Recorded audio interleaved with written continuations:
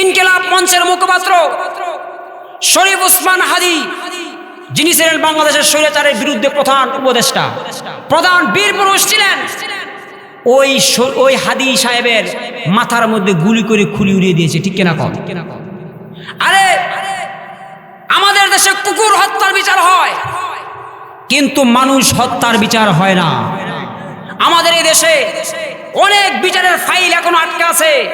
আবরার ফাহাদ হত্যার বিচার হয়নি, রনি হত্যার বিচার হয়নি, ডিবি হত্যার বিচার হয় নাই, শাপলা চত্বরের বিচার হয় নাই, এই জুলাইয়ের বিচার এখনো হয় নাই। আমাদের দেশে কুকুর হত্যার বিচার হয়। আবু সাইদ মুগ্ধ, শুনে রেখো, শেষ হয়নি যুদ্ধ। কথা ঠিক কিরকম? এই হাদি আমাদের শিখিয়ে গেছেন ইসলামের জন্য, দেশের জন্য, দেশের সার্বভৌমত্ব রক্ষার জন্য আমরা মাথা দিব, কিন্তু বাতিলের সামনে মাথা নত করতে পারবো না। আল্লাহর হাবিব বিশ্ব নবী মুহাম্মদ সাল্লাল্লাহু আলাইহি সাল্লামের দরবারে একজন যুবতী মেয়ে লোক এসে বলল, ওগো আল্লাহর নবী, এই পৃথিবীতে আমি এমন একজন মানুষ, আমার আপন বলতে কেউ নাই, আমার বাবা নাই, মা নাই। ওগো আল্লাহর নবী, আপনার দরবারে আমার একটা অনুরোধ হলো, আপনার অসংখ্য সাহাবায়ে কেরামদের মধ্য থেকে একজন সাহাবীকে আপনি আমার সঙ্গে বিয়ে দিয়ে দেন। আল্লাহর হাবিব বলেন, ও যুবতী শোনো, তুমি তো আমার সাহাবীদেরকে বিবাহ করতে চাও, কিন্তু তোমার কেমন স্বামী তোমার পছন্দ? টাকাওয়ালা না টাকা ছাড়া? সুন্দর না কালো? লম্বা না খাটো? মোটা না চিকন? তোমার কেমন স্বামী পছন্দ? ওই মেয়ে লোকটি বলল, আল্লাহর নবী, আমার এমন স্বামী পছন্দ যার মধ্যে 3টা গুণ পাওয়া যাবে। বলেন কয়টা গুণ? যদি কোনো ব্যক্তির মধ্যে 3টা গুণ পাওয়া যায়, আমি ওই ব্যক্তি যদি গরিব হয় আমার কোনো আপত্তি নাই, সে যদি কালো হয় আমার কোনো আপত্তি নাই, সে যদি খাটো হয় আমার কোনো আপত্তি নাই, আর এই 3 গুণ যদি কোনো ব্যক্তির মধ্যে পাওয়া না যায়, তাহলে আমি বিবাহ বলতে রাজি না। কয়টা দিছে? 3টা। আমি উড়াউড়ি করতেছেন, ভালো লাগছে নাকি? এবার আল্লাহর হাবিব সাহাবে কেরামদেরকে বলেন, আমার সাহাবীরা রে, তোমাদের মধ্যে কে আছো এই যুবতীকে তোমরা বিবাহ করতে চাও? প্রস্তাব দিয়েছেন বিশ্বনবী। বলেন কে? বিশ্বনবী প্রস্তাব দেওয়ার পরে সকলেই তো বিবাহ করতে রাজি, কিন্তু সকলে যখন শর্তের দিকে তাকায়, 3টা শর্তের মধ্যে প্রথম শর্ত হলো, ওই মহিলা বলে, ও আল্লাহর নবী, আমার বিয়ের প্রথম শর্ত হলো জামাইটা এমন হতে হবে যেই জামাই সারা রাত ইবাদতের মধ্যে কাটাইবে। সারা রাত কি করবো? ঘুমাইবো? ফেসবুক কি করেন? সারা রাত কি করবে? ইবাদতের মধ্যে নফল নামাজ পড়ে কাটাইতে হবে। এটা হলো বিয়ের প্রথম শর্ত। মহিলা বলে, আমার 2 নম্বর শর্ত হলো, ওই স্বামী সারা বছর রোজা রাখতে হবে। কোন বছর? নাকি রমজান মাস? সারা বছর রোজা রাখতে হবে, দৈনিক একবার কোরআন শরীফ খতম করতে হবে। এবার আপনারাই কোন, এই যে 3টা শর্ত দিয়েছে, এই 3টা শর্ত সহজ না কঠিন? সারা রাত ইবাদত করা, সারা বছর রোজা রাখা, দৈনিক একবার কোরআন শরীফ খতম করা, এটা আপনাদের পক্ষে কেন দুনিয়ার কোনো আলেমের পক্ষেও সম্ভব নয়। যদি আমার হুজুর আমদের মাসে মাসে টেয়া দিয়াম, শুধু আমাদের কাম ওইটা, হুদা রোজা রাখবেন আর রাইতে নামাজ পড়বেন আর কোরআন শরীফ পড়বেন, আমি কোনো সাইডে দিয়ে মাকাইন্দা বাসি, এইটা আমার সম্ভব না। কারণ যেই শীত লেবের তলে ঢুকলেই মজা লাগে। ঠিক এখন এই লেবের তলে 2টা সারা রাত নিয়ে নামাজ পড়তাম, একদিন নামে পড়লাম, প্রতিদিন বুঝি। আর এই রোজা বুড়ি বাবা সারা বছর। এবার আল্লাহর হাবিব সাহাবায়ে কেরামদেরকে বলেন, তোমাদের মধ্যে কে আছো এই যুবতীকে বিবাহ করতে চাও? সকলে বিবাহ করতে রাজি, কিন্তু সবাই যখন 3টা শর্তের দিকে তাকায়, চক্ষু যখন বন্ধ করে, হায় হায়, এই 3টা শর্ত তো আমাদের মধ্যে আছে। কারণ সাহাবায়ে কেরাম তো সারা রাত নামাজ পড়ে, কিন্তু মাঝে মধ্যে তো ঘুমায়। সারা বছর তো রোজা রাখে, কিন্তু মাঝে মধ্যে রোজা ভেঙে যায়, যেহেতু ফরজ রোজা না। কোরআন তো তেলাওয়াত করে, কিন্তু মাঝে মধ্যে ক্লান্তি এসে যায়। কিন্তু সাহাবায়ে কেরাম চক্ষু বন্ধ করে চিন্তা করলো, আমাদের পক্ষে তো এই শর্ত পরিপূর্ণ নাই, এমন সময় একজন বুদ্ধিমান সাহাবী পেছন থেকে হাত তুলে বলল, ও গো আল্লাহর নবী, এই 3 গুণ আমার মধ্যে বিদ্যমান। তিনা ভালো লাগার জায়গা মদিনা, এত সুন্দর জায়গা কোথাও দেখি না, এত সুন্দর জায়গা কোথাও দেখি না, সাজিয়েছেন দয়াল রব্বানা। ভালো লাগার জায়গা মদিনা, ভালোবাসার জায়গা মদিনা, ভালো লাগার জায়গা মদিনা। যতই দুরুদ পড়ি তৃপ্তি মিটে না, যতই দুরুদ পড়ি তৃপ্তি মিটে না, তাই হাবিবের দুরুদ ছাড়ব না। ভালো লাগার জায়গা মদিনা, ভালোবাসার জায়গা মদিনা, ভালো লাগার জায়গা মদিনা। একদিন কবরে যাব কেউ তো যাবে না, একদিন কবরে যাব কেউ তো যাবে না, যাবে আমার শাহে মদিনা। ভালোবাসার জায়গা মদিনা, ভালো লাগার জায়গা মদিনা, ভালোবাসার জায়গা মদিনা। আলহামদুলিল্লাহ, ঢুলুন্ডিয়া যুব সমাজের উদ্যোগে আয়োজিত 2 দিনব্যাপী ইসলামী মহাসম্মেলনের প্রথম দিনের সম্মানিত মাননীয় শ্রদ্ধেয় সভাপতি হযরত উলামায়ে কেরাম এবং কোরআন প্রিয় তৌহিদি জনতা, আল্লাহ পাকের দরবারে শুকরিয়া আদায় করি যে মহান রব্বুল ইজ্জত আল্লাহ তাআলা আপনাকে আমাকে এই মাহফিলে আসার বসার তৌফিক দিয়েছেন, বলি আলহামদুলিল্লাহ।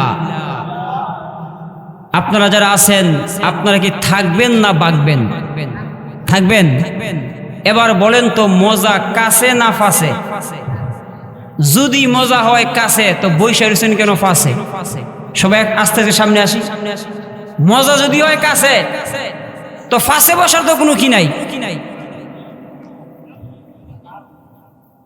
আল্লাহ রব্বুল আলামিন এর অসংখ্য শুকরিয়া যে আল্লাহ রব্বুল আলামিন আপনাকে আমাকে এই মাহফিলে বসার তৌফিক দিয়েছেন। আবার বলি আলহামদুলিল্লাহ। সব সময় শুকরিয়া আদায় করতে হবে কার? আল্লাহ তাআলার। কারণ আল্লাহ তাআলা বলেন, নিয়ামতের শুকরিয়া আদায় করলে নিয়ামত বাড়িয়ে দেন কে? এজন্য আল্লাহ রব্বুল আলামিন বলেন,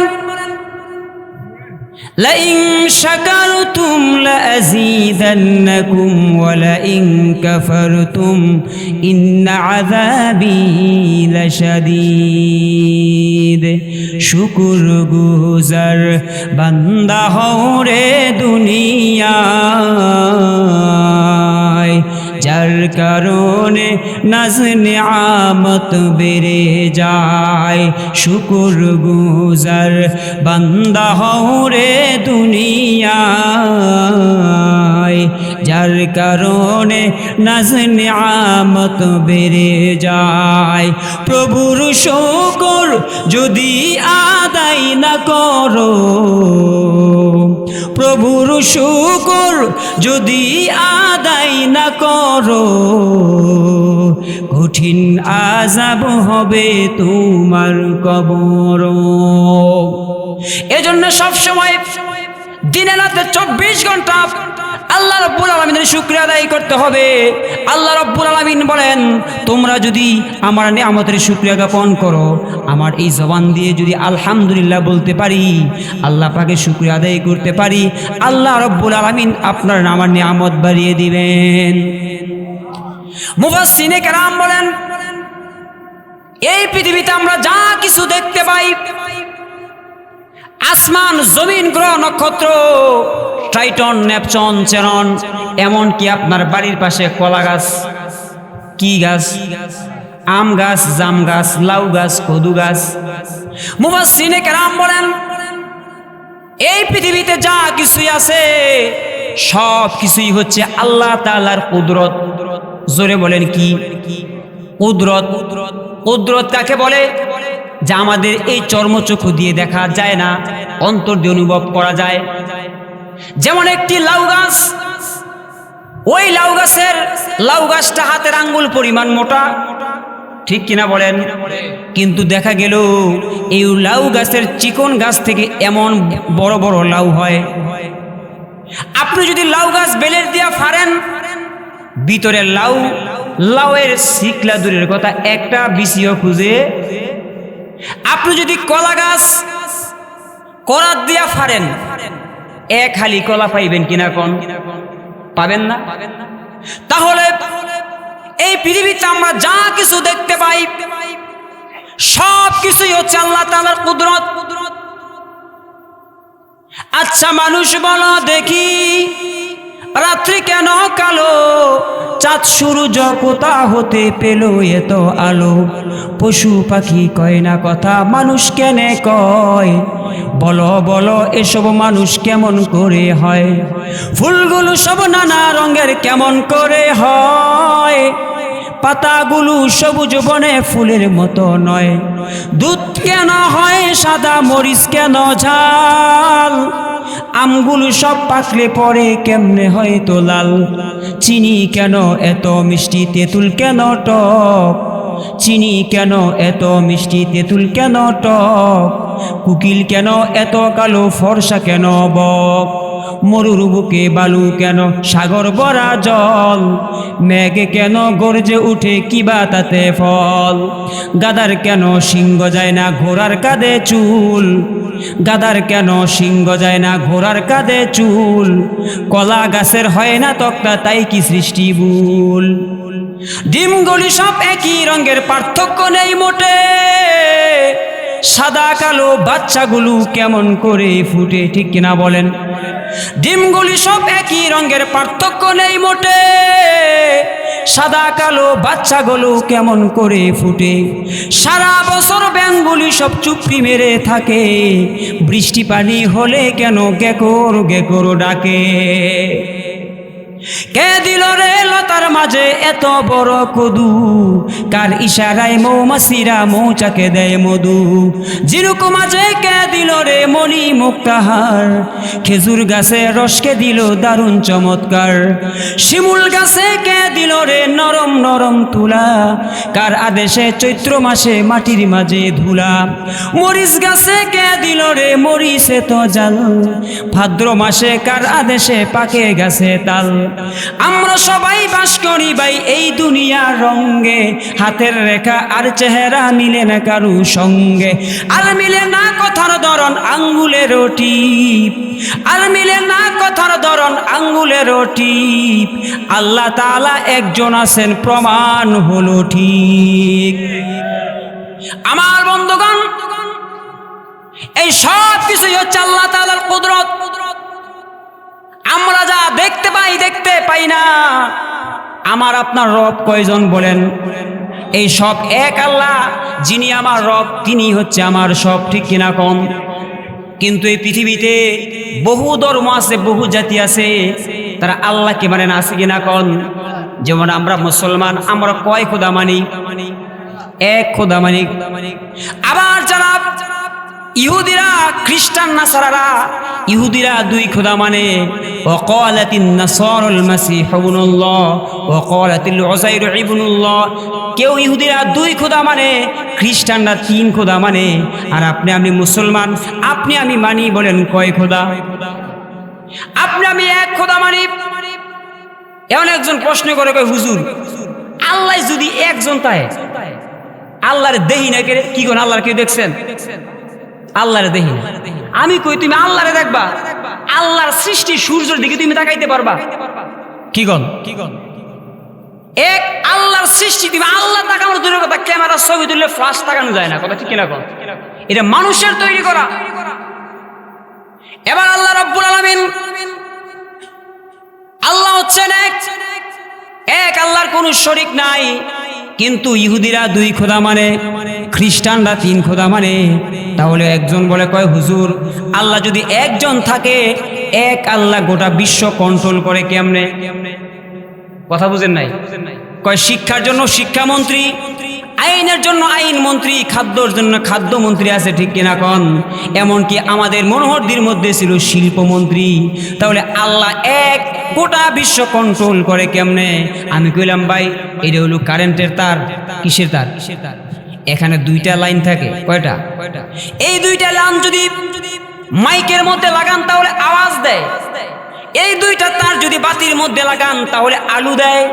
মোটরের মধ্যে লাগালে পানি দেয়, পাখার মধ্যে লাগাইলে বাতাস দেয়। তাহলে আর যদি আয়রনের মধ্যে লাগান তাহলে গরম দেয়, ফ্রিজে দিলে ঠান্ডা দেয়। কথা ঠিক কিনা কন? তাহলে মিটার কয়টা কন? এক মিটার যদি গোটা ফ্যামিলিকে, গোটা মিল ফ্যাক্টরিকে যদি কন্ট্রোল করতে পারে, আমার আল্লাহ এক আল্লাহ গোটা বিশ্ব কন্ট্রোল করতে পারে। বিশ্বের যত বনি আদম শোনো দিয়া মন, বিশ্বের যত বনি আদম শোনো দিয়া মন, হাজার স্রষ্টা নয় রে সৃষ্টির স্রষ্টা যে একজন। কেউ বা মানে বাইবেল তৌরাত, কেউ বা মানে গীতা, কেউ বিশ্বাসী তিন খোদা, কেউ ৩৩ কোটি দেবতা। এক আল্লাহকে বিশ্বাস করে বিশ্ব মুসলমান, তাদের কাছে প্রমাণ আছে পবিত্র কোরআন। আল্লাহ যদি হতো রে ভাই হাজার কিংবা কোটি, লন্ড বন্ড হয়ে যেত বিশ্ব সোসাইটি। আল্লাহ সত্য, নবী সত্য, সত্য যে কোরআন, এ বিশ্বাসে বিশ্বাসী ভাই আমরা মুসলমান। হিন্দুরা মানে ৩৩ কোটি খোদা। কয়টা? অথচ হিন্দু ধর্মগ্রন্থের নাম হচ্ছে বেদ। নাম কি? বেদ আবার ৪ প্রকার: ঋগ্বেদ, সামবেদ, যজুর্বেদ, অথর্ববেদ। এগুলো আবার ৪টি পোশাক আছে: আয়ুর্বেদ, ধনুর্বেদ, অথর্ববেদ, অর্থশাস্ত্র। এই প্রত্যেকটি বেদ, পুরাণ, উপনিষদ, গীতা, মহাভারত, রামায়ণ, প্রত্যেকটি ধর্মগ্রন্থের মধ্যে আছে আল্লাহর কোনো শরীক নাই। ন তস্য প্রতিমাস্তি এক্কাম এবাদিতিয়াম। এরপরেও এই হিন্দুরা তারা এক আল্লাহ বিশ্বাস করে, অথচ তাদের ধর্মগ্রন্থের মধ্যে আছে। যাই হোক, তাহলে আমি বলতেছিলাম এই পৃথিবীতে যা কিছু আছে সব কিছু হচ্ছে আল্লাহ তাআলার কুদরত। কলা গাছের ভিতরে আপনি ফাললে কলা পাবেন না, আম গাছ ফাললে কাঠ ছাড়া কিছুই পাবেন না। ঠিক কিনা কন? মুফাসসিরে কেরাম বলেন এই সব হচ্ছে আল্লাহ তাআলার কুদরত। অসংখ্য কুদরতের মাঝে আল্লাহ পাক আপনাকে আমাকে যা দান করেছেন এইগুলো হচ্ছে নিয়ামত। আল্লাহ কি দিছে? কি দিছে আপনারে? নিয়ামত দিয়েছেন, জ্ঞান দিয়েছেন, বিবেক দিয়েছেন, সুস্থ রেখেছেন। কত বড় নিয়ামত! বিবি দিয়েছেন, সন্তান দিয়েছেন। আপনার মতো আমার মতো মানুষ মাথার তার একটা সিরা। কি সিরা? হ্যার সারা জীবনের কোনো মূল্য নাই। কথা ঠিক কিনা কন? তার সাথে কেউ সংসার করে না, তার সাথে কেউ বন্ধুত্ব, হ্যাঁ তো সব ঠিক, কিন্তু কি নষ্ট? মাথার বল্টুক তার একটা নষ্ট। তাহলে আল্লাহ রাব্বুল আলামিন যা দিয়েছেন এইগুলো হচ্ছে নিয়ামত। আর যেই জিনিসগুলো আল্লাহ পাক আপনাকে আমাকে দান করেন নাই এইগুলোর নাম হচ্ছে হিকমত। এর 3টা জিনিস মনে রাখবেন। একটা হচ্ছে কুদরত, বলেন কুদরত, আরেকটা হচ্ছে নিয়ামত, আরেকটা হচ্ছে হিকমত। এবার হিকমতটা বুঝেন। অনেক কিছু আছে আল্লাহর কাছে চাই কিন্তু আল্লাহ দেয় না। কি বলেন? আছে না? একবার কলা গাছ লাগায় দোয়া করছে, আল্লাহ এই বছর কোনো তুফান দিও না, কারণ তুফান দিলে কলা গাছ রুকু দেয়। ঠিক না? বেড়ায় দোয়া করে বাইত আইতে না আইতে এমন জ্বর তুফান, রুকু না সেজদা দিছে। এখন তো বেড়া হায় হায় রে, খেললে গেছে কলা গাছ এসছে, বেড়া গছি গাছ লাগাইতাম তো ভালো আছে। ঠিক না? তো আল্লাহর হিকমত কি? অনেক জিনিস চাই আল্লাহ দেয় না। সবাই দোয়া করে আল্লাহ তুমি আমার কোটি কোটি টাকার মালিক বানাও।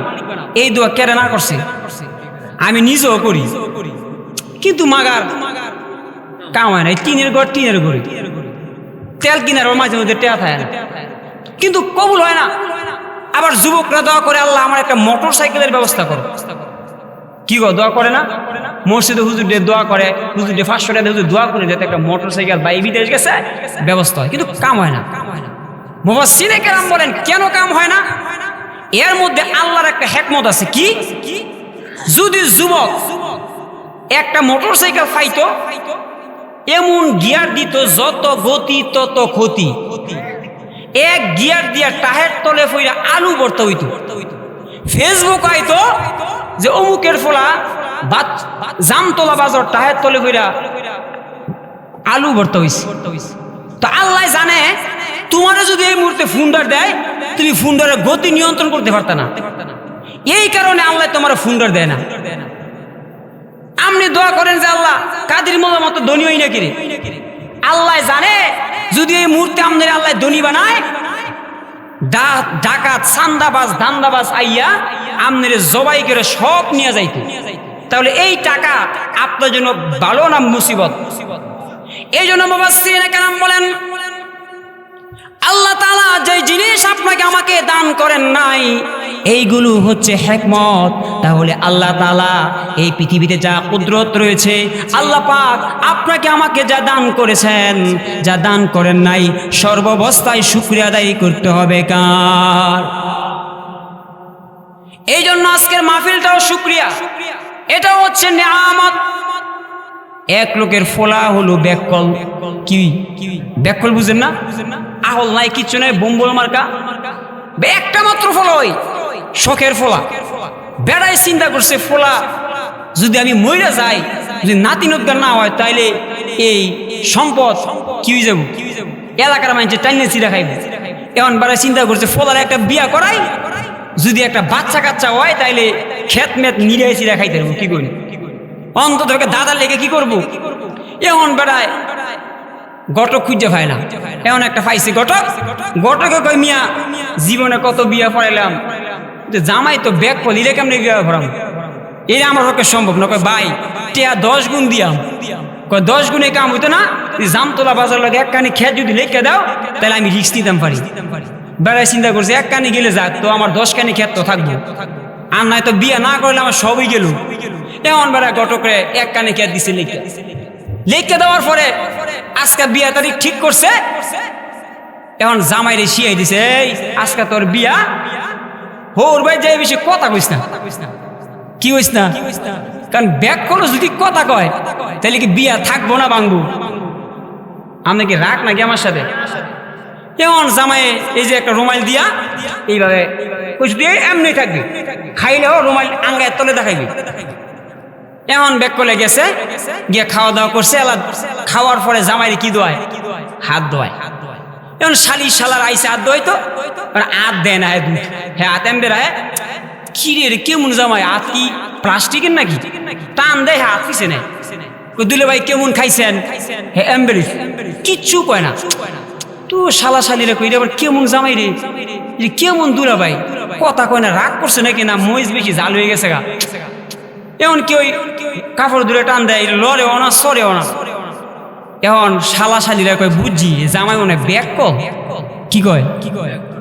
যেই কইছে ব্যাক কল, টাস করে খাইছে। আব্বা কায়েন জায়গায় বিয়া করতাম না। কয় কেরে? আমি যে ব্যাক কল এটা বুঝ জ্বালাইছি। হ্যাঁ যে ব্যাক কল এ বলে বুঝ জ্বালাইছে। তো আজকাল যারা এই মাহফিলও আইছে না, বাইত শুয়ে রইছে, এই দোয়ানো ভাইয়া বাদাম খায়, চানাচুর খায়, হেরাও যে কয় নম্বর ব্যাক কল এটা আমরাও বুঝে লেছি। কথা ঠিক কিনা কন? কারণ বাজারও একটা দোয়ান আছে, এই দোয়ানে সবচাইতে বেশি বীর, সেটা হলো সায়ের দোয়ান। কোন দোয়ান? সায়ের দোয়ান। আর একটা দোকান আছে যেই দোকানে মানুষ সবচাইতে কম যায়, কন্ত কি দোকান? দোকান একই বাজারে এক দোকানও বীরের অভাব নাই, আরেক দোকানও কোনো বীরই নাই। সেইটা হইল স্বর্ণের দোকান। কি এর দোকান?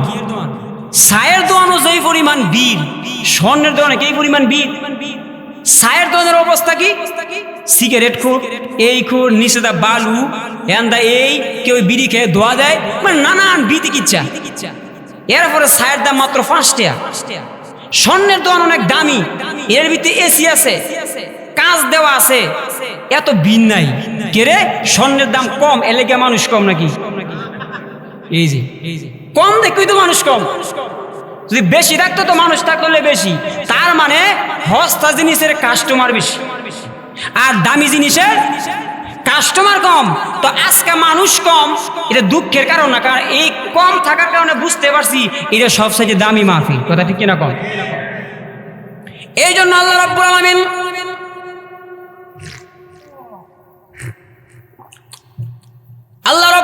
বলেন, এই পৃথিবীতে আমি আল্লাহ মানুষকে তৈরি করেছি একটা মাত্র কাজের জন্য। বলেন কয়টা মাত্র কাজ? আল্লাহ রাব্বুল আলামিন বলেন, ওয়ামা খালাকাতুল জিন্না ওয়াল ইনসা ইল্লা লিয়াবুদুন।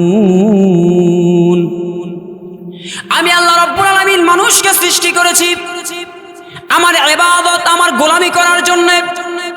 শুধুমাত্র একটা মাত্র কাজ, আল্লাহর ইবাদত। এখানে যারা আমরা আছি সকলে এক এক ধরনের কাজ করি, ঠিক কিনা কোন? কেউ দোকানদারি করে, কেউ চাকরি বাকরি করে, কেউ লেখাপড়া করে, কেউ ইমামতি করে, ঠিক কিনা কোন?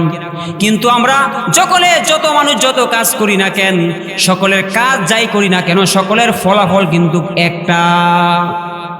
কয়টা? কি? টাকা।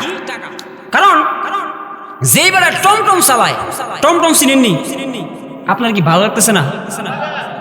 টমটম ভাড়া কম, ফ্যান না বেশি, আরাম কম। আবার সিএনজি ভাড়া বেশি, ফ্যান না কম, আরাম বেশি। কি করেন, হাসানা মিসা? তাহলে যেই বেলা টমটম চালায় সেই বেলা টেয়ার লাগি চালায়। আবার যেই বেলা হেলিকপ্টার চালায় সেই বেলা কি লিগে চালায়? যেই বেলা বাথরুমের টাঙ্কি পরিষ্কার করে, কেন করে? সুইপার। আর যেই বেলা আতর বিক্রি করে, কেন? যেই বেলা চুরি করে, ডাকাতি করে। আর যেই বেলা পুলিশের চাকরি করে, র্যাবের চাকরি করে। তাইলে শেষ ফলাফল কি বুঝলেন? টাকা। কিন্তু যেহেতু দুনিয়ায় যে যাই করে, দুনিয়ার জীবনে চলার জন্য মেন হচ্ছে টাকা। Money is very most. এই টাকার বিকল্প নেই। ঠিক তো দ্রুপ আল্লাহ তাআলা বলেন, এই পৃথিবীতে আমি আল্লাহ মানুষকে সৃষ্টি করেছি শুধুমাত্র আমার উদ্দেশ্য হলো একটা, আমার ইবাদত আর আমার গোলামি করা, বাস। আল্লাহর হাবিব বিশ্ব নবী মুহাম্মদ সাল্লাল্লাহু আলাইহি সাল্লামের দরবারে একজন যুবতী মেয়ে লোক এসে বলল, ওগো আল্লাহর নবী, এই পৃথিবীতে আমি এমন একজন মানুষ, আমার আপন বলতে কেউ নাই, আমার বাবা নাই, মা নাই। ওগো আল্লাহর নবী, আপনার দরবারে আমার একটা অনুরোধ হলো, আপনার অসংখ্য সাহাবায়ে কেরামদের মধ্য থেকে একজন সাহাবীকে আপনি আমার সঙ্গে বিয়ে দিয়ে দেন। আল্লাহর হাবিব বলেন, ও যুবতী শোনো, তুমি তো আমার সাহাবীদেরকে বিবাহ করতে চাও, কিন্তু তোমার কেমন স্বামী তোমার পছন্দ? টাকাওয়ালা না টাকা ছাড়া? সুন্দর না কালো? লম্বা না খাটো? মোটা না চিকন? তোমার কেমন স্বামী পছন্দ? ওই মেয়ে লোকটি বলল, আল্লাহর নবী, আমার এমন স্বামী পছন্দ যার মধ্যে 3টা গুণ পাওয়া যাবে। বলেন কয়টা গুণ?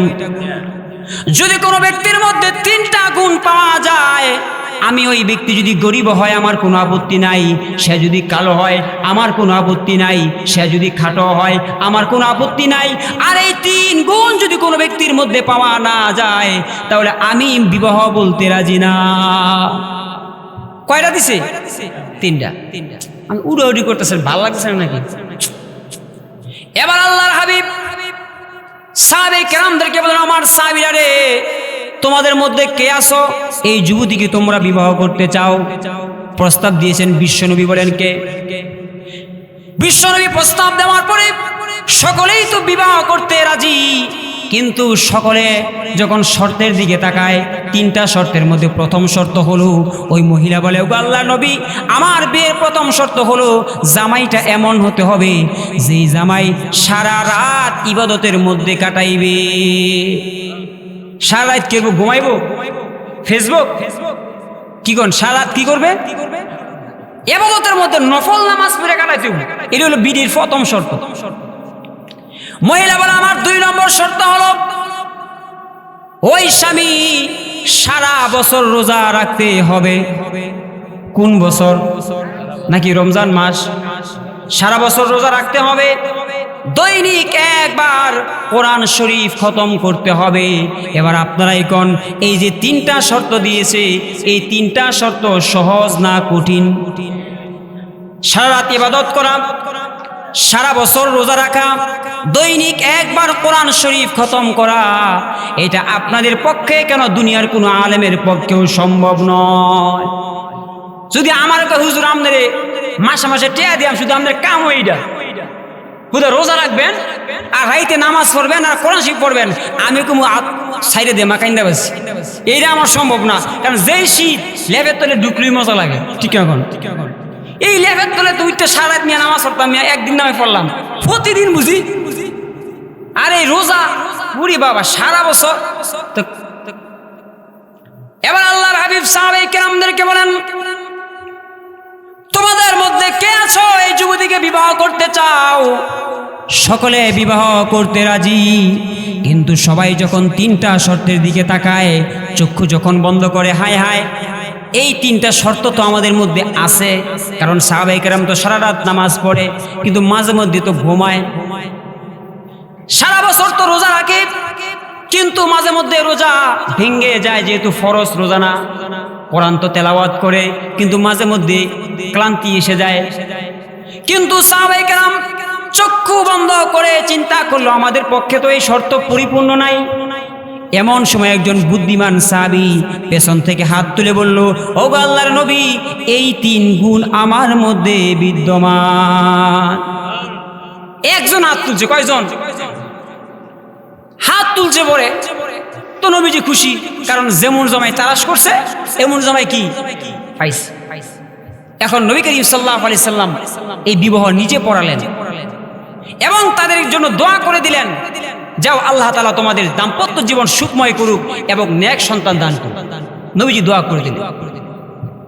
এখন তাদের জীবনের যে প্রথম রাত, এই রাতকে কি বলা হয়? কিসের রাত? বাসর রাত। তো আপনারা যারা সিনেমা দেখেন তারা বুঝবেন, বাস্তব আর সিনেমার মধ্যে একটা পার্থক্য আছে। কয়টা? যারা সিনেমা দেখো দেখবেন, সিনেমার মধ্যে নায়ক নায়িকা আগে ঝগড়াঝাটি, মারামারি, কাটাকাটি, সিরাসিরি, লাস্টে গিয়া নায়ক নায়কের বিয়ে হয়, ঝামেলা শেষ হয়ে পরে কি হয়।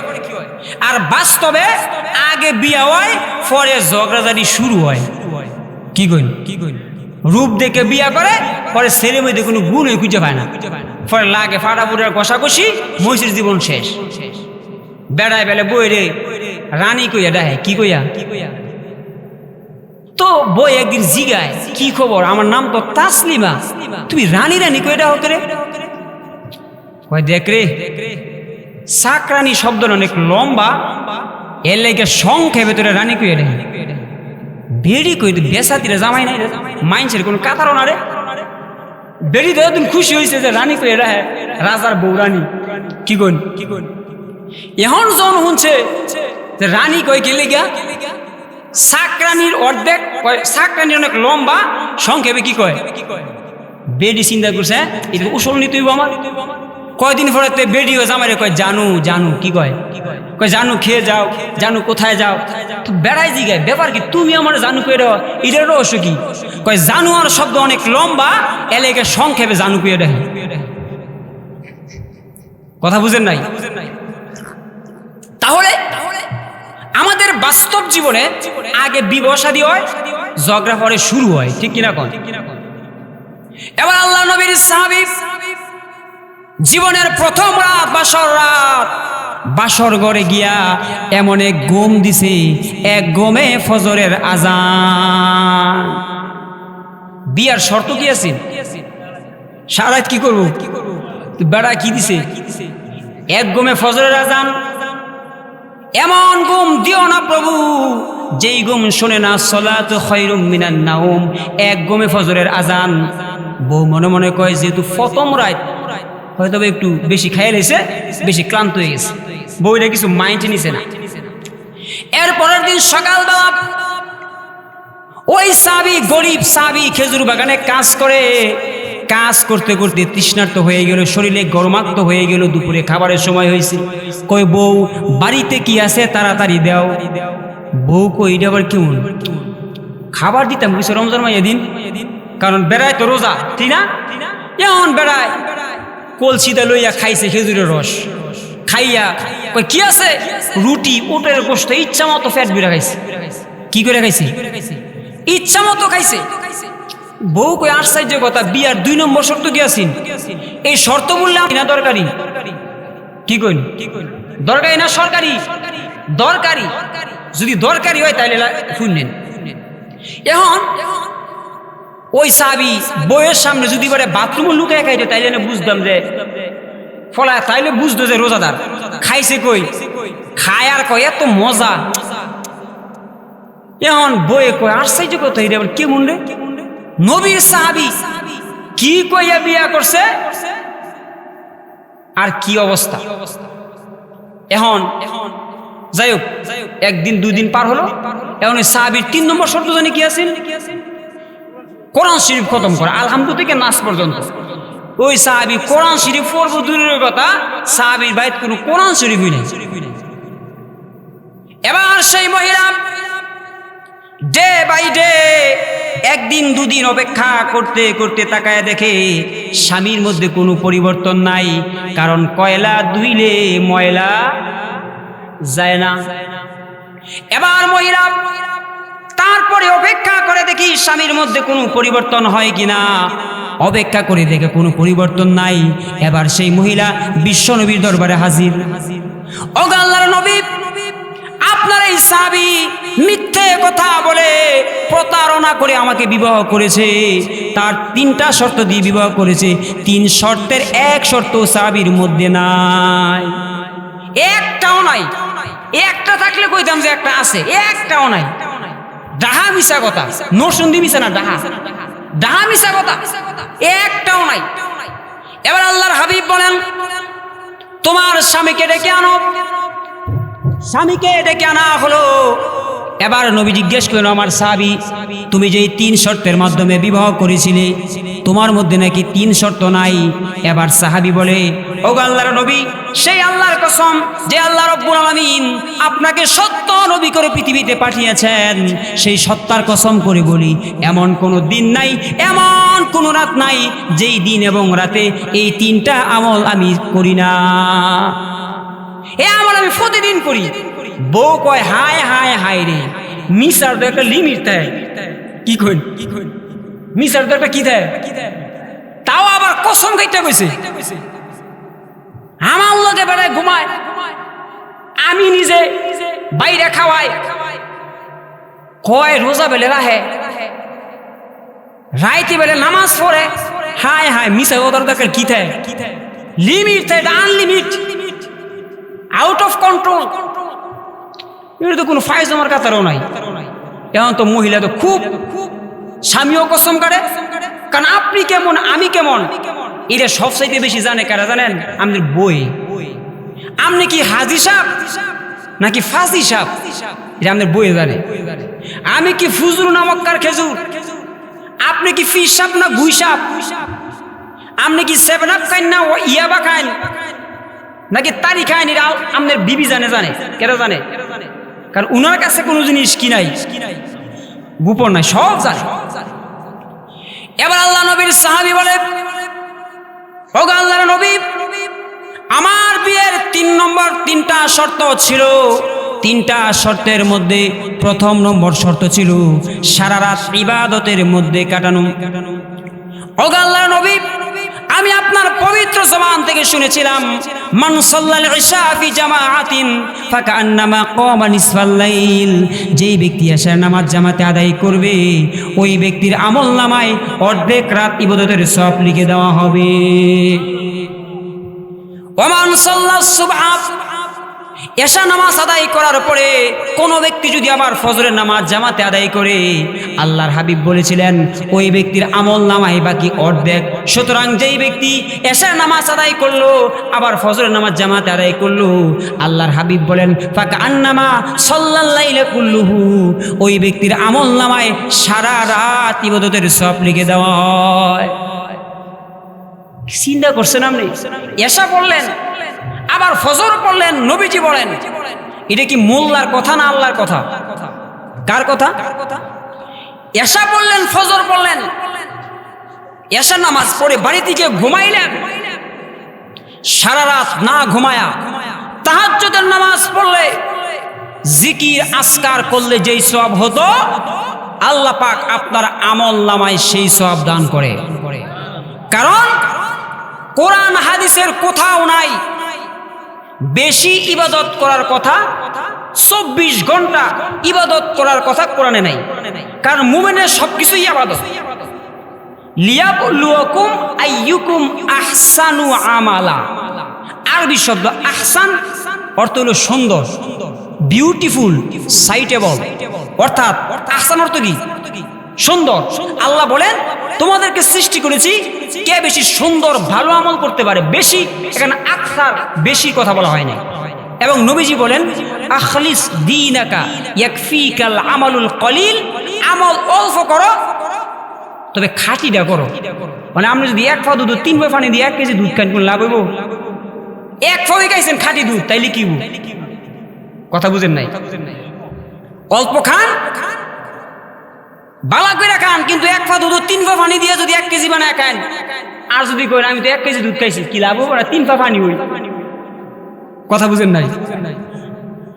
এবার আল্লাহর হাবিব ওই সাহাবায়ে কেরাম বললেন, ও আল্লাহর নবী আপনি তো বলেছিলেন এশা পড়ার ফজর পড়া মানে হলো সারা রাত ইবাদত করা, কারণ কোরআন হাদিসে কোথাও নাই সারা রাত ইবাদত করার কথা।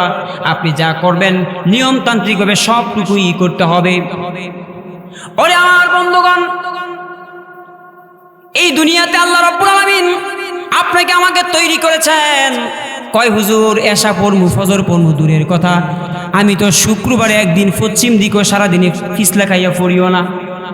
এমন লোক আছে পশ্চিম দিকে কাইতে পড়েও না, শুক্রবার দিন নামাজ যায়, ঠিক কিনা কম? সারা সপ্তাহ যায় গুল্লায়, নামাজ পড়ার খবর নাই। সপ্তাহ ঘুরে আইলে শুক্রবার, অঙ্গ পাড়ার বেগুন মানুষ খাঁটি ইমানদার। কি কন ঠিক না? সারা বছর যায় গুল্লায়, নামাজ পড়ার খবর নাই। সপ্তাহ ঘুরে আইলে শুক্রবার, অঙ্গ পাড়ার বেগুন মানুষ খাঁটি ইমানদার। ছোট বড় জুয়ান বুড়া নাই ভেদাভেদ নাই, শুক্রবারে মুষ্টি যায় জুমা পড়বাল্লাই।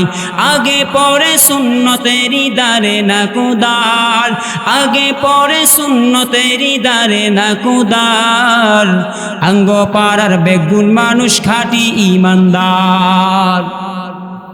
ওরে দুনিয়ার মানুষ, একটু চিন্তা করো, গবেষণা করো, আল্লাহ রাব্বুল আলামিন তোমাকে আমাকে কেন পৃথিবীতে সৃষ্টি করেছেন? একমাত্র আল্লাহর ইবাদত করা, ঠিক কিনা কোন? আল্লাহর হাবিব বলেন আদ-দুনিয়া মাজরাতুল আখিরা, দুনিয়া হচ্ছে পরকালের শস্যক্ষেত্র। দুনিয়াতে করতে হবে আখিরাতের চাষ, কেউ জানে না কখন যে কার নামটি হবে লাশ, ঠিক না?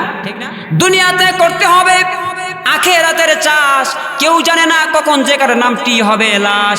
লাশের খাট আমার অপেক্ষায়, আমি ব্যস্ত দুনিয়ার রং তামাশায়। আমি সব সময় চিন্তা করি সকাল থেকে সন্ধ্যা, সন্ধ্যা থেকে সকাল কিভাবে শুধু টাকা আর টাকা ইনকাম করা যায়, ঠিক কিনা কোন? हकीकत से तू दुनिया बेखबर है, दुनिया की नुमाइश पर नजर है। नुमी गुयम के अज दुनिया जुदा बाश, बहर कारे के बाशी बा खुदा बाश। जिसने दुनिया अज खुदा गाफिल बुदान, नहीं कुमाशून क़ुरऊ फर्जिंदुजन। आबे दर किश्ती हलाके किश्ती आस, आबे अंदर जीरे किश्ती पुस्ती आस। শুধু আমরা সব সময় দুনিয়া দুনিয়া দুনিয়া দুনিয়া করি, ঠিক কিনা কোন? আল্লাহর কোনো বিধিবিধান আমরা পালন করি না, ঠিক কিনা? নামাজ পড়ি না, রোজা রাখি না, শুধু টাকা টাকা। এই টাকা এমন একটা জিনিস, টাকা থাকলে পৃথিবী কেনা যায়, টাকা না থাকলে পৃথিবী চেনা যায়। টাকা ছাড়া পৃথিবী ফাঁকা। টাকা পয়সা বেশি যদি করতে পারো কামাই, শ্বশুর শাশুড়ির কাছে তুমি ভালো জামাই। কি গণ ঠিক না? টাকা পয়সা বেশি যদি করতে পারো কামাই, শ্বশুর শাশুড়ির কাছে তুমি ভালো জামাই। টাকা পয়সা কামাই করে শুধু দিয়ে যাই, শালা শালির কাছে তুমি ভালো দুলাভাই। টাকা পয়সা দিবে শুধু গহনাটা দামি, নিজের বউয়ের কাছে তুমি খুবই ভালো স্বামী। টাকা পয়সা দিবে শুধু, নেই তো কোনো চাপ, ছেলে মেয়ের কাছে তুমি তুমি খুবই ভালো বাপ। টাকা পয়সা কামাই করে সামনে দিবে ঢেলে, পিতা মাতার কাছে তুমি খুবই ভালো ছেলে। টাকা পয়সা দিবে শুধু হিসাব নিকাশ নাই, ভাই বোনের কাছে তুমি খুবই ভালো ভাই। টাকা পয়সা কামাই করে দিবে নতুন জামা, বাগনা বাগনির কাছে তুমি খুবই ভালো মামা। টাকা পয়সা কামাই করে দিবে ডজন ডজন, আত্মীয়দের কাছে তুমি খুবই ভালো আপন। টাকা পয়সা দিবে শুধু হিসাব নাই এক বিন্দু, চলার সাথীদের কাছে তুমি ভালো বন্ধু। টাকা ধরো টাকা ধরো টাকা কামাই করো, টাকার মূল্য বুঝেছি ভাই যখন হইছি বড়। টাকা পয়সা দিতে পারলে সবার কাছে ভালো, না পারিলে সুন্দর মুখটা দেখবা তুমি কালো। আমার কথা ঠিক কিনা ভাই তোমরা সবাই বলো। ওরে দুনিয়ার মানুষেরা, টাকা এমন একটা জিনিস, মাটির তৈরি মানুষগুলো কাগজের তৈরি টাকার কাছে বিক্রি হয়ে যায়। মাটির তৈরি মানুষ এই কাগজের তৈরি টাকার কাছে কি হয়? অথচ আল্লাহ রাব্বুল আলামিন বলেন, মানুষ তোমার এতই সম্মান, ওয়ালাকাদ কাররামনা বানি আদম, আমি আল্লাহ বানি আদমকে অনেক সম্মান দিয়েছি, ইজ্জত দিয়েছি। কারণ তোমার রক্ত সম্মানের, তোমার চুলও সম্মানের, তোমার আপাত মস্তক সব কিছুই সম্মানের। আল্লাহ পাক বলেন মানুষকে আমি সম্মান দিয়েছি। শুধু তাই নয়, আল্লাহর হাবিব বিশ্ব নবী মুহাম্মদ সাল্লাল্লাহু আলাইহি ওয়াসাল্লাম একবার কাবা শরীফে হজ করতে গেলেন। হজ করতে গিয়া কাবাকে লক্ষ্য করে বলে, ও কাবা, ও কাবা, তুমি শুনে রাখো তোমার ইজ্জত সম্মান কত। আল্লাহর হাবিব বলেন, যেই ব্যক্তি কাবা শরীফে 1 রাকাত নামাজ আদায় করে, ওই ব্যক্তির আমল নামায় 1 লক্ষ রাকাতের নেকি দান করে দেওয়া হয়। যেই ব্যক্তি মদিনা মুনাওয়ারা মসজিদে নববীর মধ্যে 1 রাকাত নামাজ আদায় করে, ওই ব্যক্তির আমল নামায় 50,000 নামাজের সওয়াব দান করে দেওয়া হয়। আর যেই ব্যক্তি আপনাদের বাড়িতে ঘরে বসে নামাজ আদায় করে, তাহলে 1 রাকাত নামাজের একটা সওয়াব লিখে দেওয়া হয়। এই নামাজ যদি জামে মসজিদে এসে পড়ে, আল্লাহ পাক 27 গুণ তার আমল নামায় সওয়াব দান করে দেন। এবার আল্লাহর হাবিব বলেন, ও কাবা, তোমার কত সম্মান, 1 রাকাত নামাজ পড়লে 1 লক্ষ নামাজের সওয়াব দান করে দেওয়া হয়। শুধু তাই নয়, আল্লাহ নবী বলেন কাবা শরীফে দৈনিক 120টি রহমত নাজিল হয়। বলেন কয়টা? 120টি রহমত নাজিল হয়। নবীজি বলেন 120টি রহমতকে 3টা ভাগে ভাগ করা হয়েছে। সিত্তুন আলী তাইফিন, যেই ব্যক্তি কাবা শরীফ তওয়াফ করবে, ওই ব্যক্তির আমলনামায় 60টি রহমত বর্ষিত হয়ে যায়। আর 52 আলীল মুসল্লিন, যেই ব্যক্তি কাবা শরীফের মধ্যে নামাজ আদায় করে, ওই ব্যক্তির জন্য 40টি রহমত। ও 20 আলীন নাজিরিন, যেই ব্যক্তি কাবা শরীফের দিকে ফেস্টি ফুস তাকাবে, সরাসরি দেখবে, শুধুমাত্র দেখার কারণে ওই ব্যক্তির আমল নামায় 20টি রহমত বর্ষিত হয়ে যায়। শুধু কাবা শরীফ আপনি এমনি তাকাইছে, মসজিদে এমনি দেখতেছেন, এমনি দেখবেন সরাসরি।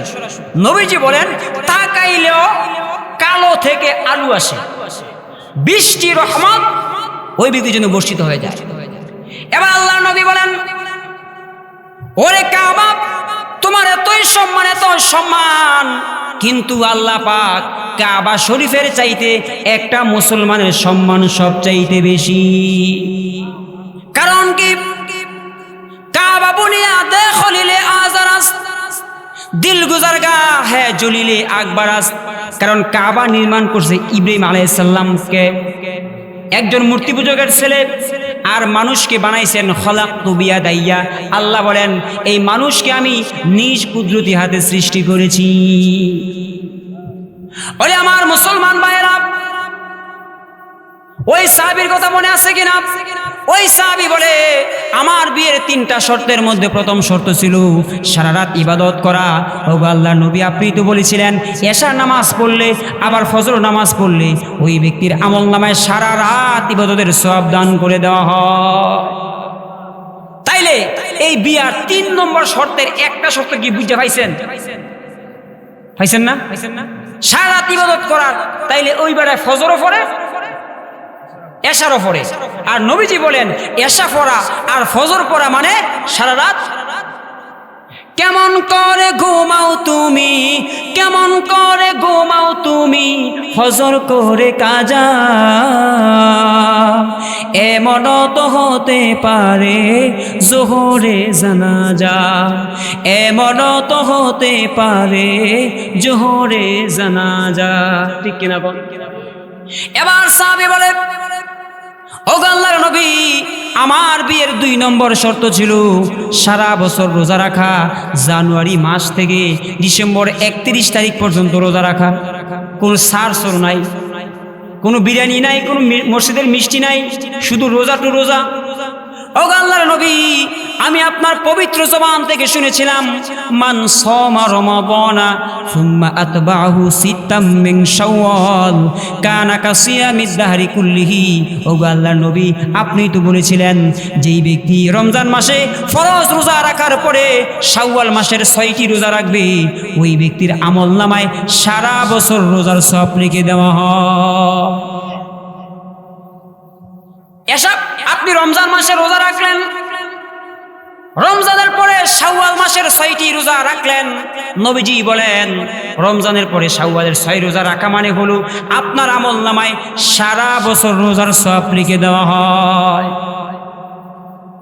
এখানে যারা আছেন অধিকাংশ কৃষক না, কৃষক না, আপনারা জানেন যে 16 চাষে মূলা, তার অর্ধেক তুলা, তার অর্ধেক ধান, বিনা চাষে পান।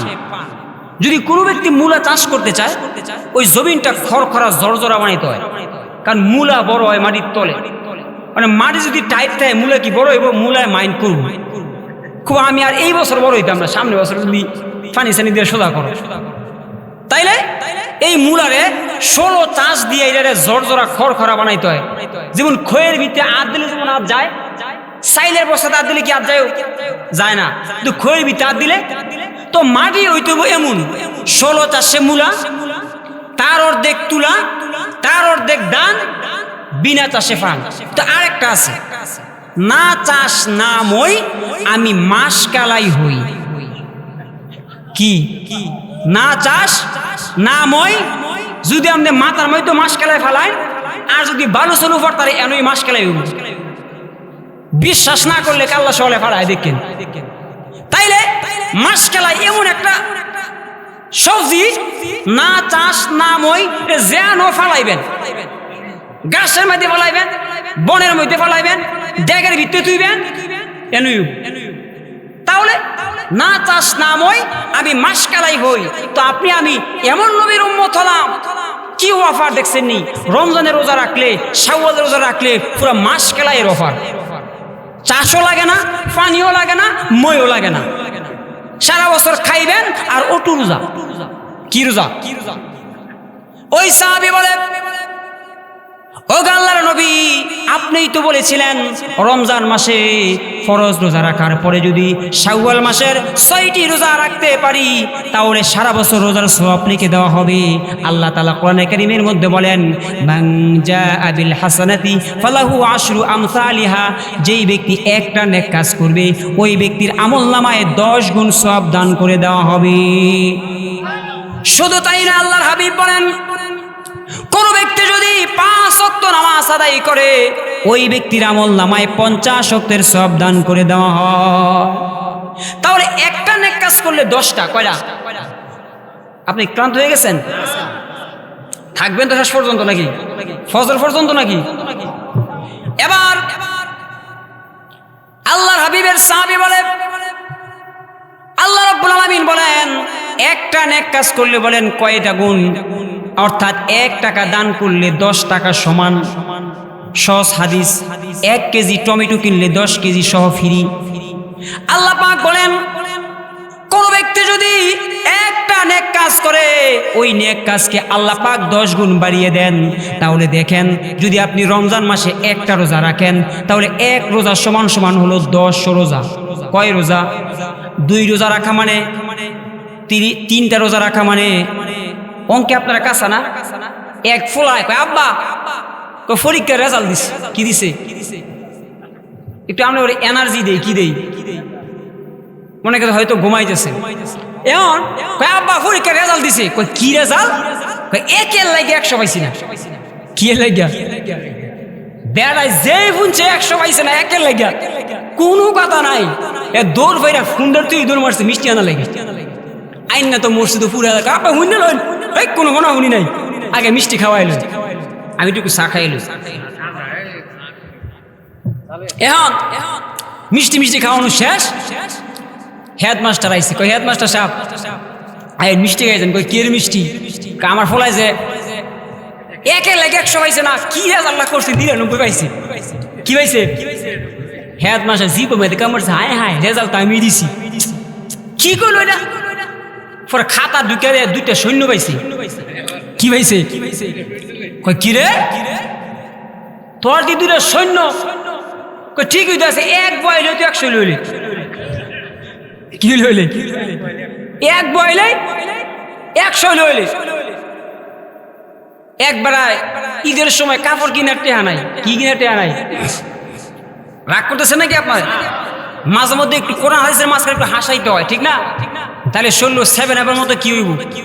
এনার্জি হইব। এমন বেড়ায় চিন্তা করছে ঈদের সময়, আপনি তো কাপড়ের দোকান না, এখন বেড়ায় চিন্তা করছে কাপড়ের ঈদের সময় কাপড় তো টেয়া নাই, আর নিয়ত করছে কাপড় চুরি করবো। এখন হ্যার বন্ধু চুরি যে করবে, একটা কাপড় লিয়ে যদি দৌড় মারস, যদি তোর শরীর না লাগে তো চুরি করে কি লাভ হয়েছে? কথা বুঝছেন না? এই করতে অনেক রকমই আছে। যদি একটা আনছে, যদি 19-20 হয় তো কেমন খারাপ দেওয়া যায় না?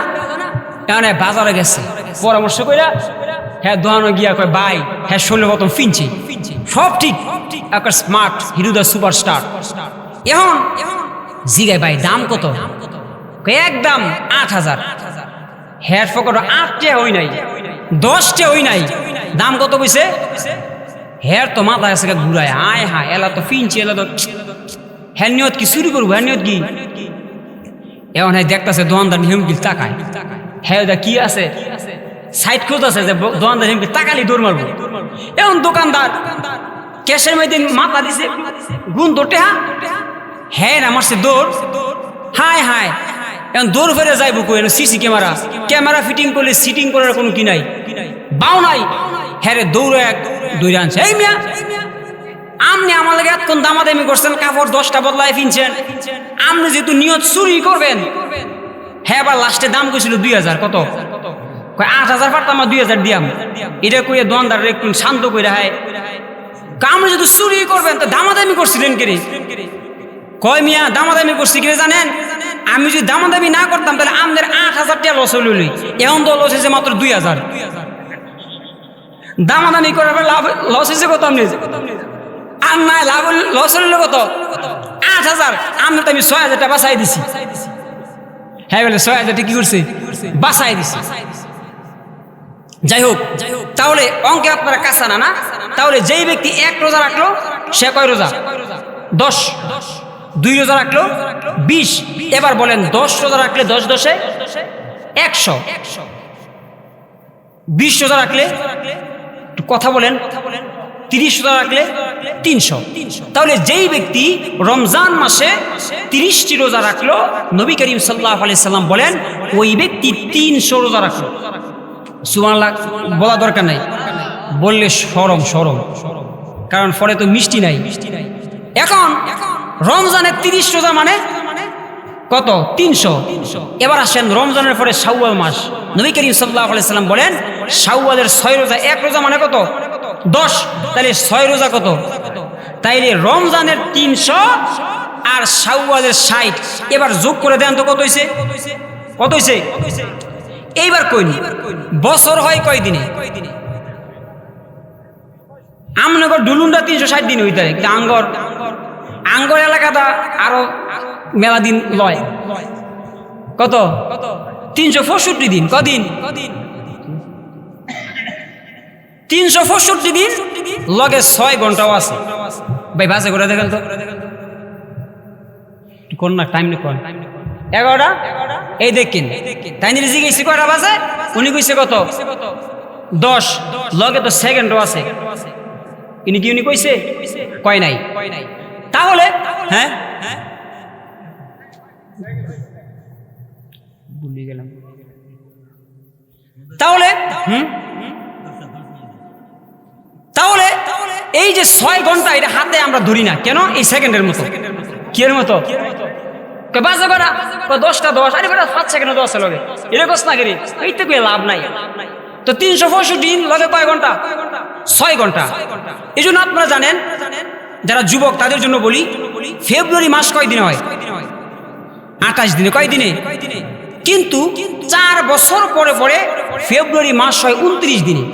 জানেন জানেন 4 বছর পরে পরে ক্যালেন্ডার মিলাইবেন, 4 বছর পরে পরে ফেব্রুয়ারি মাস হয় 29 দিনে। কেন?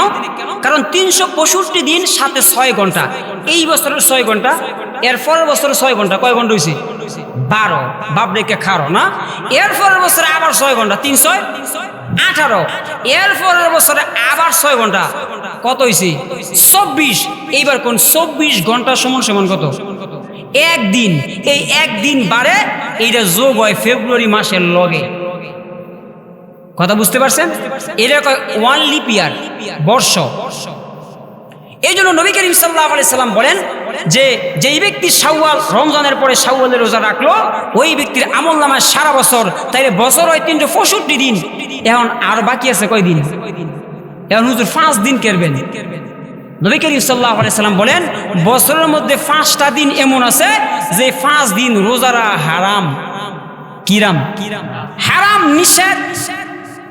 একটা হচ্ছে রোজার ঈদের দিন, আরেকটা হচ্ছে বকরি ঈদের দিন, আরেকটা হচ্ছে আপনার বকরি ঈদের পরের 3 দিন, অর্থাৎ কুরবানি ঈদের দিন সহ 4, আবার রোজার ঈদের একদিন, মোট 5। বছরে কয় দিন? 5 দিন। এই জন্য আল্লাহর হাবিব বলেন কোন ব্যক্তি যদি রমজান মাসে ফরজ রোজা রাখার পরে শাওয়াল মাসের 6টি রোজা রাখে ওই ব্যক্তির আমলনামায় সারা বছর রোজার সওয়াব দান করে দেওয়া হয়।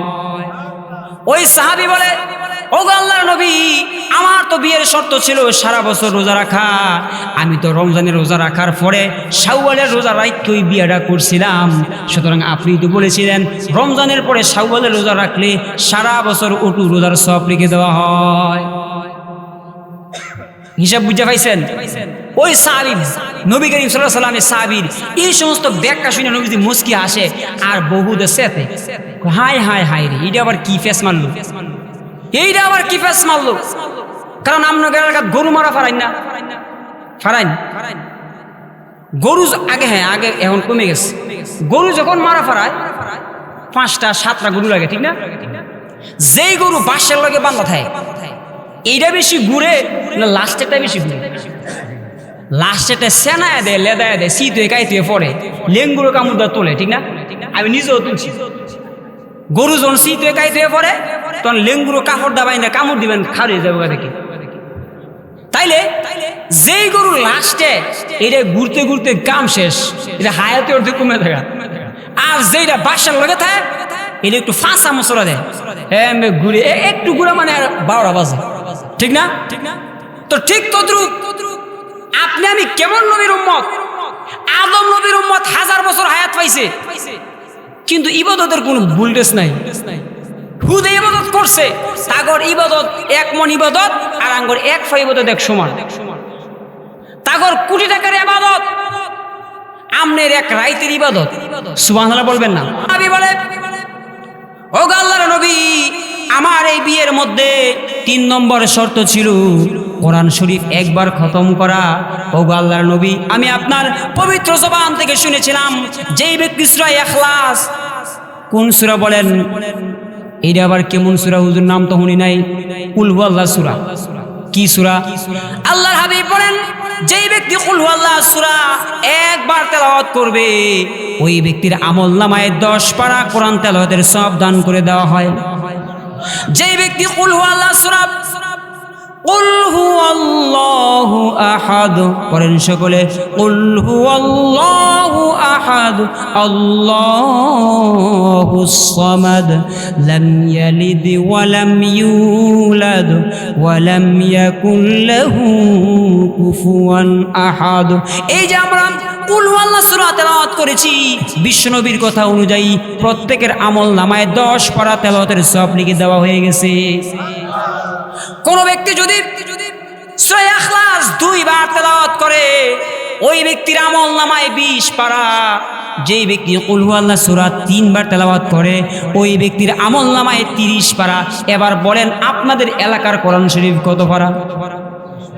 মসজিদের কোরআন শরীফ কত পারা? তাহলে বিশ্বনবী বলেন 3 বার কুল হুয়াল্লাহ সূরা পড়লে যেই সওয়াব হয়, গোটা কোরআন শরীফ খতম করলে যেই কথা কুল হুয়াল্লাহ সূরা পড়লে আমল নামায় সেই সওয়াব দান করে দেওয়া হয়। ওই সাহাবী বলে, আল্লাহর নবী, এমন কোনো রাত নাই, এমন কোনো দিন নাই যেই দিন এবং রাতের মধ্যে 3 বার কুল হুয়াল্লাহ সূরা পড়লে বালিশের মধ্যে মাথা লাগাই না। এবার আপনি চিন্তা করেন, আপনি আমি কেমন নবীর উম্মত হলাম? সামান্য ইবাদত করলে, সামান্য আমল করলে, একটা ছাত্র পরীক্ষা হলে পরীক্ষা দেয় 3 ঘন্টা, 3 ঘন্টা পরীক্ষা দেয়। এর মধ্যে কলম আর খাতা লাগে, কলম দিয়ে লিখতে হয়, খাতার মধ্যে লিখতে হয়, খাতা খরচ হয়, কলমের কালি খরচ হয়, তার হাত ব্যথা করে, ঠিক কিনা কোন? এর মধ্যে গাঁট থাকে, কত কিছু থাকে। কিন্তু আরেকটা ছাত্র দুর্বল, শরীর তার দুর্বল ও সুস্থ, তার এক ছাত্র 3 ঘন্টা পরীক্ষা দিয়ে পাইল মাত্র 80 নম্বর। কত নম্বর? আর এক ছাত্র দুর্বল অসুস্থ, জ্বর আইছে, তার লিখতে পারে না। শিক্ষক তার কাছ থেকে মৌখিক পরীক্ষা নিল, মাত্র সময় হলো 5 মিনিট, সেও পাইল 80। তাহলে দুজনের কর্ম ভিন্ন কিন্তু ফলাফল হলো এক। একজনে 3 ঘন্টা পরীক্ষা দিয়ে পাইছে কত, আরেকজনে একই ক্লাসের ছাত্র, একই পৃথিবীর মানুষ, হ্যাঁ 5 মিনিট মৌখিক পরীক্ষা দিচ্ছে, গেরায় দুর্বল আর সময় কম, হ্যাঁ যাবো বিদেশ, হ্যাঁ ট্যান কারিও রয়েছে, খারো মৌখিক পরীক্ষা লই, তাহলে হ্যাঁ পয়সা 80, আর এবারে 3 ঘন্টা লেখা কলমের কালি ফুইয়া মাত্র পাইছে 80। তাইলে এমন নবীর উম্মত হলাম। আল্লাহ নবী বলেন, কোন ব্যক্তি যদি, কোন সন্তান যদি তার মা বাবার দিকে ভালোবাসার নজরে একবার তাকায়, আল্লাহ রাব্বুল আলামিন ওই সন্তানের আমল নামায় একটা কবুল হজের সওয়াব দান করে দেন। ওয়া ইন্না যুরা কুল্লা ইয়াউমিন মিআতা মাররা।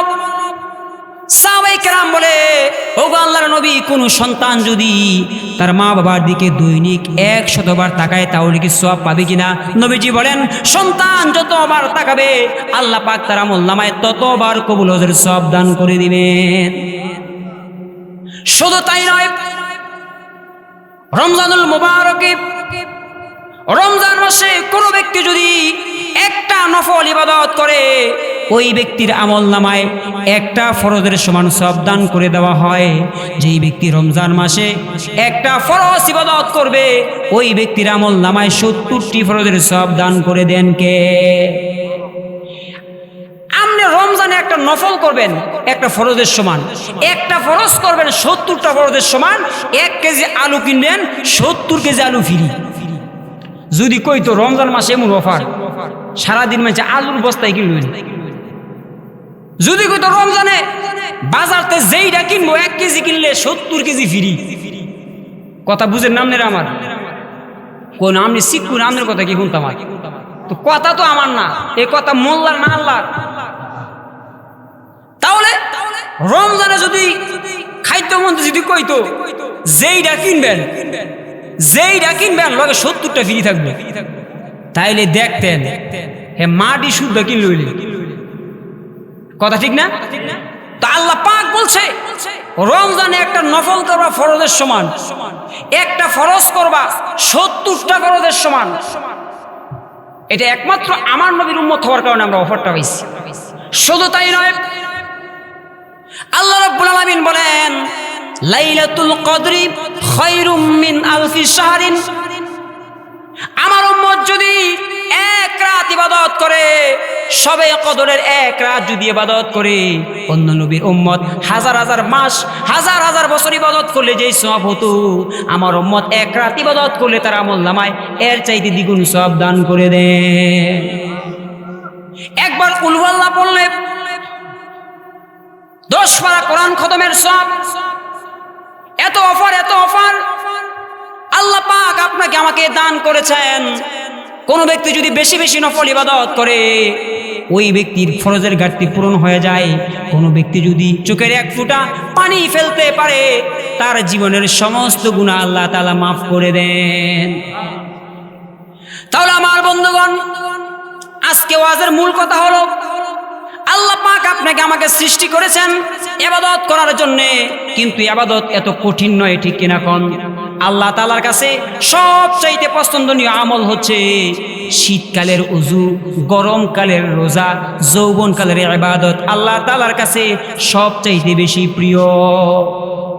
শীতকালের ওযু আর গরমকালের কি রোজা আর যৌবনকালের ইবাদত। ওরে আমার বন্ধুগণ, একবার চিন্তা করো, গবেষণা করো, এই দুনিয়া ছেড়ে তোমাকে চলে যেতে হবে, দুনিয়াতে করতে হবে আখিরাতের চাষ। কেউ জানে না কখন যেখানে নামটি হবে লাশ। আল্লাহ নবী, বিশ্ব নবী হযরত আলীকে বললে, আলী তুমি মরণকে কত নিকটবর্তী মনে করো? হযরতে আলী বলল, আল্লাহর নবী, আমি যখন যোহরের নামাজ আদায় করি আমি মনে মনে ভাবি এটাই হলো আমার জীবনের সর্বশেষ নামাজ। আসরের নামাজ পড়তে পারবো কিনা তার কোনো গ্যারান্টি। আমি যখন আসরের নামাজ পড়ি আমি মনে মনে ভাবি এটাই আমার জীবনের সর্বশেষ নামাজ। মাগরিব পড়তে পারবো কিনা তার কোনো গ্যারান্টি নাই। নবীজি বলে, আলী রে শোনো, মৃত্যু এত দূরবর্তী নয়, এত দূরবর্তী নয়। আমি যখন নামাজের ডান দিকে সালাম ফিরাই, বাম দিকে সালাম ফিরেতে পারবো কিনা তারও কোনো গ্যারান্টি না। এই জন্য আমার বন্ধুগণ, 1995 সালে ঢাকা শিল্পকলা একাডেমিতে একজন শিল্পী গান গেয়েছিলেন, শিল্পী ফিরোজ শাহী। নাম কি? ফিরোজ শাহী। তিনি একটা গান গেয়েছিলেন, এক সেকেন্ডের নাই ভরসা, বন্ধ হবে রং তামাশা, চক্ষু বুঝিলে হাইরে চক্ষু বুঝিলে। এই গান তিনি শেষ করতে পারেন নাই। এই মঞ্চের মধ্যে আমার মতো ওয়াজ করতেছিলেন, এরকম গান গাইতেছিলেন, এই মঞ্চের মধ্যেই তিনি ইন্তেকাল করেছিলেন। এক সেকেন্ডের নাই ভরসা, আল্লাহ তার থেকে প্রমাণ করে দিলেন, দেখো আমি তোমাকে দিয়ে তার প্রমাণ শুরু করে দিলাম। তাহলে মৃত্যু ওই দেখা যায় কবরস্থান, ওই আমাদের ঘর, ওইখানেতে থাকতে হবে সারা জীবন ভর। ও কবর তুই চাস কি? টাকা পয়সা নিস কি? গোশ আমি খাই না, মোমেন বান্দা পাই না, একটা যদি পাই অমনি তারে জান্নাতে পাঠায়। ছোট্ট ঘরের সঙ্গীবিহীন থাকতে হবে একা, কেউ যাবে না তোমার কাছে দিতে তোমায় দেখা। একা এলে একা যাবে, কেউ যাবে না সাথে। আলুবিন অন্ধকারে থাকবে তুমি তাতে। কবর এমন একটি ঘর, ঘর আছে দরজা নাই, মানুষ আছে কোনো শব্দ। এই জন্য কবি বলেন, মাউতু কাসিন কুল্লু নাসিন শারিবু, কবর বাইতিন কুল্লু নাসিন দাখিলু। কবরটা হচ্ছে এমন একটি ঘর, এমন একটি মৃত্যু হচ্ছে এমন একটি পেয়ালা পানপাত্র। যদি তুমি কোনো মানুষ মায়ের পেটে যদি তুমি হয়ে থাকো, অবশ্যই তোমাকে মাটির পেটে তোমাকে যেতেই হবে। কারণ আল্লাহ পাক বলেন, মিনহা খলাকনাকুম ওয়া ফিহা নুঈদুকুম ওয়া মিনহা নুখরিজুকুম তারাতান উখরা।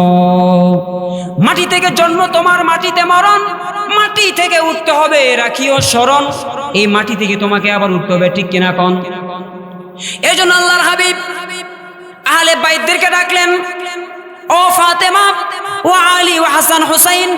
এই মাত্র আল্লাহ পাক কোরআন আয়াত নাজিল করেছেন। আল্লাহ পাক আমাকে বলতে বলেছেন, আমি নবী জানি না কাল কিয়ামতের ময়দানে আল্লাহ রাব্বুল আলামিন তোমাদের সাথে কি ব্যবহার করবেন, এবং আমি এও জানি না আল্লাহ কিয়ামতের ময়দানে আমার সাথে কি ব্যবহার করবেন। সুতরাং ও ফাতেমা, কাল কিয়ামতের ময়দানে বিশ্ব নবীর মেয়ে বলে তোমার নাজাতের কোনো ফয়সালা হবে না। ও আলী, কাল কিয়ামতের ময়দানে বিশ্ব নবীর জামাই বলে তোমার কোনো ফয়সালা হবে না। ও হাসান হুসাইন, কাল কিয়ামতের ময়দানে বিশ্ব নবীর নাতি বলে তোমাদের কোনো ফয়সালা হবে না। আমল যদি ভালো করতে পারো, আমল যদি ভালো করতে পারো তুমি জান্নাতে চলে যাবে। আমল যদি খারাপ হয়ে যায় তোমার অবস্থা চূড়ান্ত হয়ে যাবে। अमल से जिंदगी बनती है, जन्नत भी जहन्नम भी, के दाना खाक में मिलकर गुल गुलजार होता है। आयशो इशरत के लिए इंसानगी, ইয়াদ রাখতু বান্দায়ে মেহমানিহি, তোমাকে মনে রাখতে হবে এই দুনিয়ায় তুমি মেহমান নয়, তুমি হচ্ছে আল্লাহ তাআলার গোলাম। আপনি যখন খেতে কাজ করেন, কোথায় কাজ করেন? খেতে যখন কাজ করেন তখন যেই পরিমাণ কাজ করেন এই পরিমাণ খান না, সেভার বর্তা দেখায়। এমন ঘুমে ধরে খেতে লাইলু বুয়ে ঘুমায়, শুয়ে ঘুমায়, ঠিক না? খেতের মধ্যে কেউ বিরিয়ানি খায় না, কেউ লেফ তো শোক নেয় না, কারণ জানে এই ক্ষেতের মধ্যে আমার আরামের জায়গা না, এন গাম ফালানোর জায়গা। কি কইন? এই ক্ষেত যত গাম ফালাইবেন তত ফক রুটি খাইব, গোলা তত বড়। আর যদি চিন্তা করেন ক্ষেতের মালিক তো আমি হই, কি যদি ক্ষেতের সাইডে আমার মতন সিয়ান লেবু এতেন সারা পুরো 4 মাস, ক্ষেতের মধ্যে দান শোষা হইতো না। কি কইন? কারণ এই ক্ষেত আল্লাহ দিছে চাষ করার লাগিয়া, কথা ঠিক না? তো ঠিক তদ্রুপ এই দুনিয়াটা হচ্ছে ইবাদতের মৌসুম। কারণ জেলখানার সম্বল থালা বাটি কম্বল। জেলখানাত গেলে যারা জীবনে গেছেন না যাইবেন হুনে রাখেন, জেলখানাত গেলে আমাদের 3টা জিনিস দিব। গেলে আমাদের নাম লিখবো উসমান সাহেব, আমাদের একটা বাড়ি দিব, একটা থালা দিব খাওয়ার লাগিয়া, আর একটা কম্বল দিব ঘুমাবের লাগিয়া। থালা বাটি কম্বল জেলখানার সম্বল। আর পরকালের সম্বল হয়েছে ঈমান আর আমল, 2টা জিনিস। কয়টা? অনেকের ঈমান আছে আমল নাই, অনেকের আমল আছে ঈমান নাই। ওয়াজ শুনলেই মানুষ ভালো হয় না, কারণ বক্তা খোঁজে টাকা, কমিটি খোঁজে শ্রোতা, শ্রোতা খোঁজে সুর। এই জাতির ভিতরে কেমনে আসবে হেদায়েতের নূর? বক্তা খোঁজে টাকা, কমিটি খোঁজে শ্রোতা, আর শ্রোতাও কম চালাক না, এরাও খোঁজে সুর। এই জাতির ভিতরে কেমনে আসবে হেদায়েতের নূর? ওয়াজ শুনলেই যদি ভালো হইতো তাহলে সব চাইতে বেশি ভালো হইলে মাইক মেনে। কেরা? আপনারা জীবনে যত ওয়াজ শোনেন, এই মাইক মেনে সবচেয়ে বেশি ওয়াজ শোনে। জিগায় দেখবেন এসার নামাজও পড়ছে না। কি তাহলে জানার মধ্যে কি নাই? কথা বুঝেন না? জানার মধ্যে কি নাই? কামিয়াবি নাই। মানার মধ্যে কি আছে? কামিয়াবি আছে। এজন্য আল্লাহর হাবিব বলেন, শেষ করে দিই নাকি?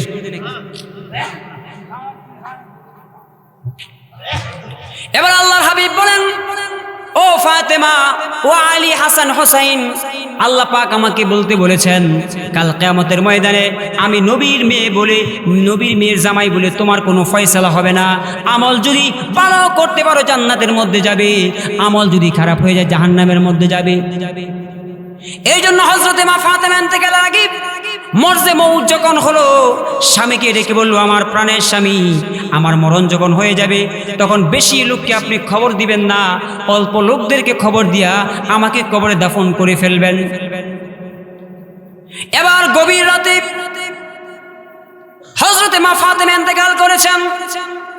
কারণ ফাতেমা, ওনার চিন্তা ছিল যদি আমাকে দিনের বেলায় দাফন করা হয় তাহলে মানুষ তো বলবে যে ফাতেমা এতটুকু লম্বা ছিল, এতটুকু মোটা ছিল, তারা এতভাবে পর্দা করতেন, মানুষ তাদেরকে পর্দার ভিতরেও দেখতে পারেন না।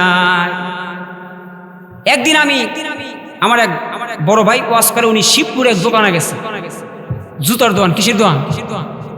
জুতার দোকানে গেছে। পরে কিছুক্ষণ পরে একটা বেডি এসে বাচ্চা লইছে। এইবার এই বেডি জুতা কিনছে মনে হয় 6 মাস আগে। কয় মাস? তো জুতার নিয়ম হলো 3 মাস মেয়াদ। কয় মাস? মানে বেডি 6 মাস পার করছে, 2 বছর পার করলে আয়া উঠেছে, এই জুতা তো আমার ফলার ছিল লাগে না, এটা বদলাই দিন। কয় বদলাই দিমু, এটা আমি নিছেন কবে? কই 4 মাসে, এখন শীতকালে বেরিয়েছি। এখন বেরিয়ে উঠেছে, এই দোকানদারে উঠেছে এটা আমার পক্ষে সম্ভব না, কারণ এই যে মাল আনছি মাইলেজ সেল শেষ হয়ে গেছে।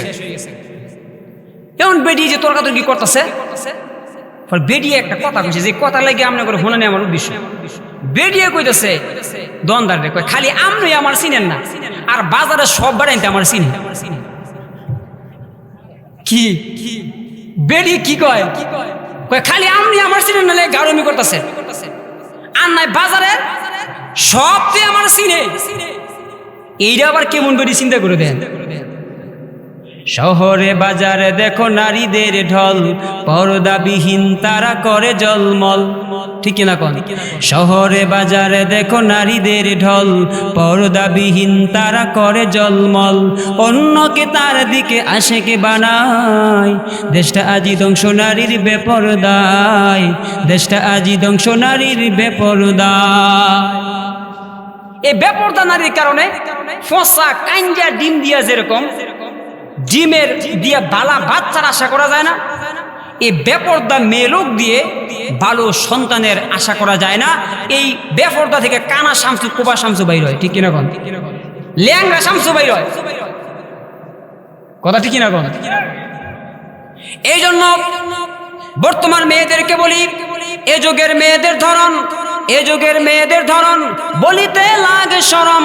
সকালবেলা বুরকা পরে, বিকেল বেলা উড়না নাই। ও দাদা ভাই ডিজিটাল যুগ বুঝি এটাই, ও দাদা ভাই ডিজিটাল যুগ বুঝি এটাই। এ যুগের মেয়েদের ধরন, এ যুগের মেয়েদের ধরন বলিতে লাগে শরম, এ যুগের মেয়েদের ধরন বলিতে লাগে শরম। সকালবেলা বুরকা পরে, বিকেল বেলা উড়না নাই। ও দাদা ভাই ডিজিটাল যুগ বুঝি এটাই। নারী হলো ঘরের শুভা, স্বামীর সেবার তরে। এখন দেখি উল্টো স্বামী বউয়ের সেবা করে। আছে না? নারী হলো ঘরের শুভা, স্বামীর সেবার তরে। এখন দেখি উল্টো নারী জামাই দইরা মারে। আবার কেস করিলে, আবার কেস করিলে যাবজ্জীবন সারা পাওয়ার উপায় নাই। ও দাদা ভাই ডিজিটাল যুগ বুঝি এটাই। এ যুগের মেয়েদের ধরন, এ যুগের মেয়েদের ধরন বলিতে লাগে শরম, এ যুগের মেয়েদের ধরন বলিতে লাগে শরম। সকালবেলা বুরকা পরে, বিকেল বেলা উড়না নাই। ও দাদা ভাই ডিজিটাল যুগ বুঝি এটাই। নারীর কথায় উঠে বসে পুরুষরা সকলে, রাস্তাঘাটের হাট বাজার সব, রাস্তাঘাটের হাট বাজার সব নারীর দখলে। বাজারও যাইবেন কারফের দেওয়ানো বেডিয়ে টুস খাইব, কি কইব? জামাই মার্কেট করে দেয়, তোমার রুচি ইত্যা না। কি কয়? বাজার আর কাপড় নাই, এইটা কোন রং হইল? কথা ঠিক কিনা? নারীর কথায় উঠে বসে পুরুষরা সকলে, রাস্তাঘাটের হাট বাজার সব নারীর দখলে। তারা অগ্রাধিকার, তারা অগ্রাধিকার স্লোগান দিয়া পুরা অধিকার চালায়। ও দাদা ভাই ডিজিটাল যুগ বুঝি এটাই। এই জন্য 3 জিনিসের কোনো গ্যারান্টি নাই। কয় জিনিসের? ব্রেক ছাড়া গাড়ি, যেই গাড়ির ব্রেক নাই, এক্সিডেন্ট আছে কি নাই? ব্রেক ছাড়া গাড়ি, নদীর পারে বাড়ি, আর একটা হইছে পর্দা ছাড়া নারী। কোন সময় যে কই গিয়া লাগে আল্লাহ জানে। কথা বুঝেন নাই? তুই ব্রেক যদি না থাকে, যদি আপনি গিয়ার মারেন, এই যে কই গিয়া লাগবো। নদীর পারে বাড়ি করলে ঢেউ একটা আইলে বাড়ি শুদ্ধ সিটিং করে, ঠিক না? আর পর্দা ছাড়া উপায় নাই। এই জন্য 3 জনের 3টা গুণ থাকা আবশ্যক। দোকানদার যারা করেন, দোকানদারের জন্য নরম, শাসকের জন্য গরম, মেয়ে লোকের জন্য সরম। দোকানদার যদি নরম না হয়, এর জন্য কাস্টমারই পাইতো না। সিএমএর যদি নরম হয়, গারো দূরে চাপবো। আর মেয়ে লোকের যদি সরম না থাকে, এদের দিয়ে সবই করান যায়। কথা ঠিক কিনা? এই জন্য আল্লাহ নবী হযরতে মা ফাতেমা ইন্তেকালের সময় স্বামীকে বলল, আমার স্বামী আমি যখনই মারা যাব আমাকে দিনের বেলায় দাফন করবেন না, কারণ দিনের বেলায় দাফন করলে মানুষ বলবে এই যে ফাতেমা এতটুকু লম্বা ছিল, নবীর মেয়ের হাইট হচ্ছে এত, মোটা হচ্ছে এত। এই জন্য যারা মক্কা মদিনায় হজ করতে যান, এই আজ পর্যন্ত ফাতেমার কবর কোনটা নির্দিষ্ট করতে পারে না। কি কন? আপনারা গেছেন হজে? এখনো পর্যন্ত কোনটা ফাতেমার কবর কেউ বলতে পারে না। কেন জানেন? যদি ফাতেমার কবর দেয় তাহলে মাইনছেরে মাপবো, ইউটিউবে দিব যে নবীর মেয়ে 10 ফুট লম্বা। কি দিব? নবীর মেয়ের কবর একখানা ফাঁস, তার মানে বেডি একখানা মোড়ই আছে। এত পর্দা করছে, মরার পরেও পর্দা। এই কারণে নবীর মেয়ের এখনো পর্যন্ত কবর যে কোনটা কি নাই। এবার হযরতে মা ফাতেমা ইন্তেকালের সময় স্বামীকে বলল, আমার স্বামী আমার মরণ যখন হয়ে যাবে বেশি লোককে খবর দিবেন না, অল্প লোকদেরকে খবর দিয়া জানাজার নামাজ শেষ করে ফেলবেন। হযরতে মা ফাতেমা গভীর রাতে ইন্তেকাল করেছেন হযরতে আলী রাদিয়াল্লাহু তাআলা আনহু। অল্প লোকদেরকে খবর দিয়া জানাজার নামাজ সম্পন্ন করে ফেললেন। আল্লাহ নবীর সাহাবী হযরত আবু যর গিফারি রাদিয়াল্লাহু তাআলা আনহু, হযরত আবু যর গিফারি খাদেমে খায়রুল বাশার, জিंदगी বরবি বানায়া है नहीं ऊ अपना घर। আবু যর গিফারি রাদিয়াল্লাহু তাআলা আনহু লাশকে দাফন করার জন্য কবরের মধ্যে নেমে গেলেন। আবু যর গিফারি বলল, কবর রে, ও কবরের মাটি, তুমি কি জানো আজকে তোমার ভিতরে কাকে রাখবো? ও কবরের মাটি, তুমি তো জানো না তোমার ভিতরে কাকে রাখবো। ও কবরের মাটি, ভালো করে শুনে রাখো, আজকে তোমার ভিতরে যাকে রাখবো তিনি হচ্ছেন জান্নাতের সাইয়্যিদা শাবাবি আহলিল জান্নাহ, জান্নাতের সমস্ত যুবকদের সর্দার যারা হবে, ইমাম হাসান এবং হুসাইনের মাকে তোমার ভিতরে রাখবো। খবরদার কবর তার সঙ্গে কোনো বেয়াদবি করবি না। কোন আওয়াজ আসে না। এবার আবু যর বলল, খবর, ও কবরের মাটি, তুমি তো জানো না তোমার ভিতরে আমি কাকে রাখবো।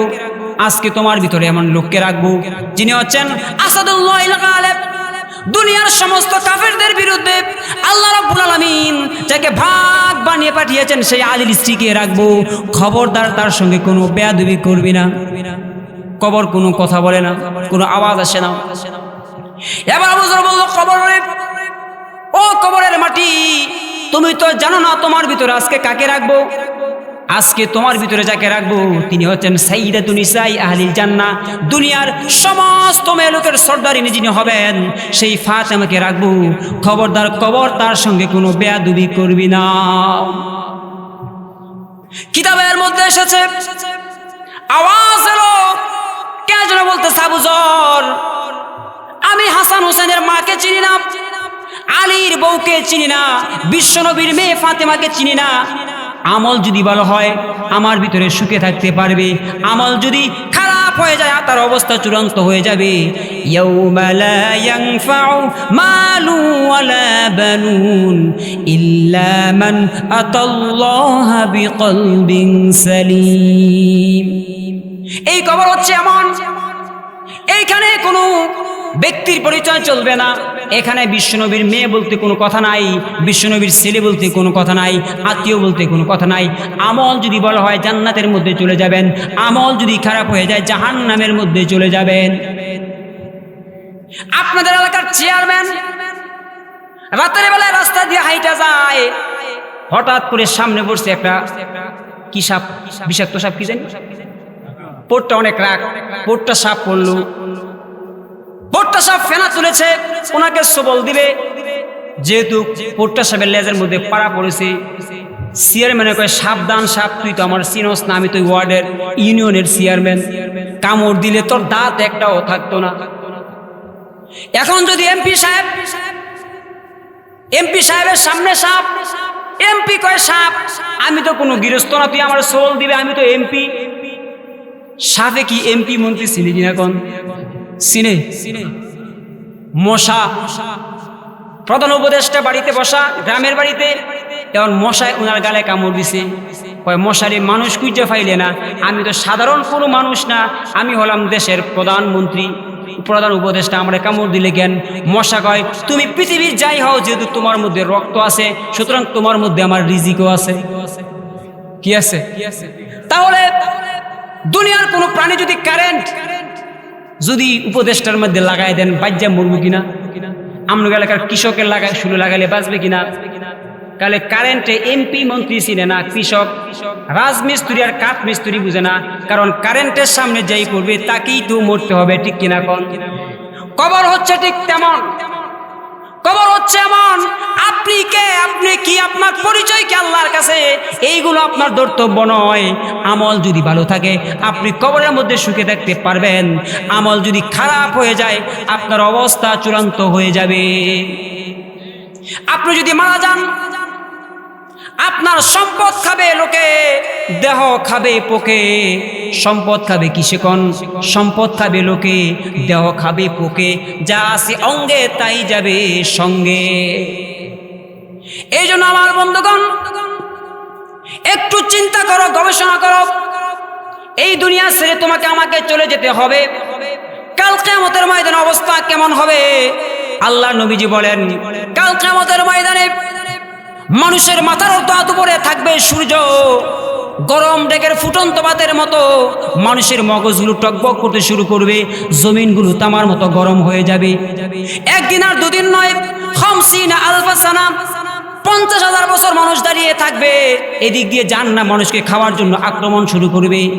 আল্লাহ পাকের 70,000 ফেরেশতা জাহান্নামকে শিকল দিয়ে টেনে ধরে রাখতে পারবে না, মানুষ পেরেশান হয়ে যাবে। কিয়ামতের ময়দানে অবস্থা এমন হবে, ইয়াউমা ইয়াফিরুল মারউ মিন আখিহি ওয়া উম্মিহি ওয়া আবিহি। কিয়ামতের ময়দানে মা তার সন্তানের পরিচয় দিবে না, সন্তান তার মায়ের পরিচয় দিবে না, বাবা তার সন্তানের পরিচয় দিবে না। লিকুল্লি ইমরিইম মিনহুম ইয়াওমা ইযিন শাআনুন ইউগনি। কিয়ামতের ময়দানে সকলের মধ্যে একটাই মাত্র চিন্তা, চাচা আপন প্রাণ বাঁচা। ওয়ামতাজুল ইয়াওমা আইয়ুহাল মুজরিমুন। কিয়ামতের ময়দানে দুইটা বাঘ হয়ে যাবে, একটা বাঘ হবে জান্নাতি আর একটা বাঘ হবে জাহান্নামী। ওয়ুজুহু ইয়াওমা ইযিম মুসফিরা দাহিকাতুম মুস্তাবশিরা ওয়া ওয়ুজুহু ইয়াওমা ইযিন আলাইহা গাবারা তারহাকুহা কাতারা। দুই দলের মধ্যে একটা দলের চেহারা থাকবে আশুজ্জ্বল, আর এক দলের চেহারা থাকবে কয়লার মতো কালো। অবস্থা কেমন হবে? 70,000 ফেরেশতা জাহান্নামকে শিকল দিয়ে ধরে রাখতে পারবে না। ওয়ামতাজুল ইয়াওমা আইয়ুহাল মুজরিমুন। জাহান্নাম কাফেরদেরকে, অপরাধীদেরকে জাহান্নাম আক্রমণ করতে শুরু করবে। জাহান্নাম বলবে, আল্লাহ আমি তো আজকে 1000 বছরের ক্ষুধা, হাল মিন মাজিদ, আমার ক্ষুধা নিবারণ করার জন্য আজকে আপনি এই উম্মতগুলোকে দেন, এই বান্দাগুলোকে দেন। আল্লাহ পাক বলেন, ফাত্তাকুন নারাল্লাতী ওয়াকুদুহান নাসুল হিজারা। জাহান্নামের লাকড়ি হবে মানুষ এবং পাথর। সেই অবস্থা কেমন হয়ে যাবে? সমস্ত নবীরা হয়রান হয়ে যাবে। কাল কিয়ামতের ময়দানে জাহান্নাম যখন মানুষকে আক্রমণ করতে শুরু করবে, খাওয়ার জন্য আসবে, এমন সময় আল্লাহ পাক কুদরতি পানি ফেরেশতাকে দিয়ে বলবেন, যাও এই পানিটুকু জাহান্নামের গায়ে ছিটিয়ে দাও। এই পানিটুকু জাহান্নামের গায়ে ছিটিয়ে দেওয়া হবে, জাহান্নাম পিছনে দৌড়তে শুরু করবে। এবার ফেরেশতারা প্রশ্ন করবে রব্বুল আলামিন, যেই জাহান্নামকে 70,000 ফেরেশতা শিকল দিয়ে ধরে রাখতে পারে না, এটা এমন কি পানি দিলেন যে পানি দেওয়ার কারণে জাহান্নাম পিছনে চলে গেল? এটা কি জমজমের পানি, নাকি হাউজে কাউসারের পানি, নাকি কোনো কুদরতের পানি? আল্লাহ পাক বলেন, না না, এটা হাউজে কাউসারের পানি নয়, এটা জমজমের পানিও নয়, এটা হলো আমার নবীর এতিম উম্মতের গুনাহগারের চোখের পানি, যারা আল্লাহর ভয়ে, মরণের ভয়ে আমার জন্য কেঁদেছে, পরকালের ভয়ে কেঁদেছে। এক ফোঁটা পানি তাকে জাহান্নাম থেকে মুক্তি দিতে পারে। আমার গায়ে যে জামাটা আছে, আপনার গায়ে যে জামাটা পরে আছেন, একদিন দুদিন 3 দিন পরিধান করার কারণে এর মধ্যে ময়লা পড়ে কিনা? জোরে বলেন, পড়ে না? এই ময়লা পড়তে গেলে সামান্য 2 দিন 3 দিন পরিধান করার কারণে এই 2-3 দিন পরে কাপড়টা ধৌত করতে কয় বালতি পানি লাগে?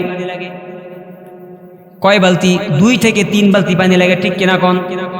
তারপরে সাবান লাগে, যদি কোনো ময়লা কারো থাকে তারপরে ব্লিচিং দিতে হয়, তারপরে রোদ্রে শুকাতে হয়, এরপরে আয়রন করতে হয়, এরপরে পরতে হয়। তাহলে উপক্রিয়া একটা না কয়েকটা?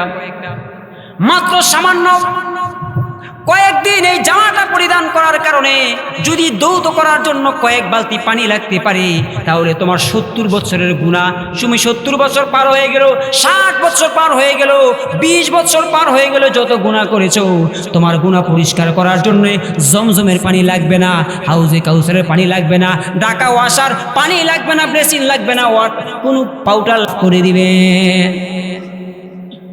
কিয়ামতের ময়দানে সমস্ত মানুষ হয়রান হয়ে যাবে, সমস্ত মানুষ আদম নবীর দরবারে যাবে, বলবে আপনি তো আবাল বাশার, পৃথিবীর সমস্ত মানব জাতির পিতা হলেন আপনি, আজকে অবস্থা খুবই খারাপ। একদিন দুদিন নয়, 50 আলফা সানা, 50,000 বছর তারা দাঁড়িয়ে থাকবে হাসরের ময়দানে।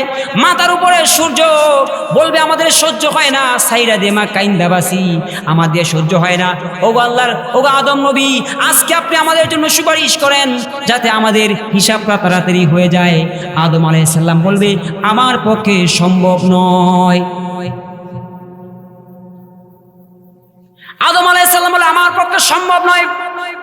এবার সকল মানুষ নূহ নবীর কাছে যাবে, বলবে আমার পক্ষে সম্ভব নয়। ইব্রাহিম নবীর দরবারে যাবে, আমার পক্ষে সম্ভব নয়। মুসা নবীর দরবারে যাবে, আমার পক্ষে সম্ভব নয়। ঈসা নবীর দরবারে যাবে, আমি তো পারবোই না, কারণ তাম পৃথিবীর সমস্ত কাফের বেঈমানেরা আমাকে আল্লাহর বেটা বলেছে, আল্লাহর সওয়াল বলেছে, আমি তাদেরকে সেই কথা বলতে পারি নাই। আমি জানি না আজ এই কিয়ামতের ময়দানে আল্লাহ পাক আমার সাথে কি ব্যবহার করবে। তবে আমি একটা কথা বলতে পারি, আজ এই কিয়ামতের ময়দানে তোমাদের জন্য যিনি সুপারিশ করতে পারবেন তিনি হলো তোমাদের নবী, বিশ্ব নবী জনাবে মুহাম্মদ রাসূলুল্লাহ সাল্লাল্লাহু আলাইহি ওয়াসাল্লাম। আল্লাহ নবী সিজদায় পড়ে যাবেন। আল্লাহ পাক বলল, ইয়া মুহাম্মদ ইরফা রাসাক, হে নবী আপনার মাথা উঠান। আজকে আপনি কাঁদেন কেন? আমি তো আপনাকে হাউজে কাউসার দিয়েছি, মাকামে মাহমুদ দিয়েছি, আপনি তো আজকে কান্নার দিন নয়।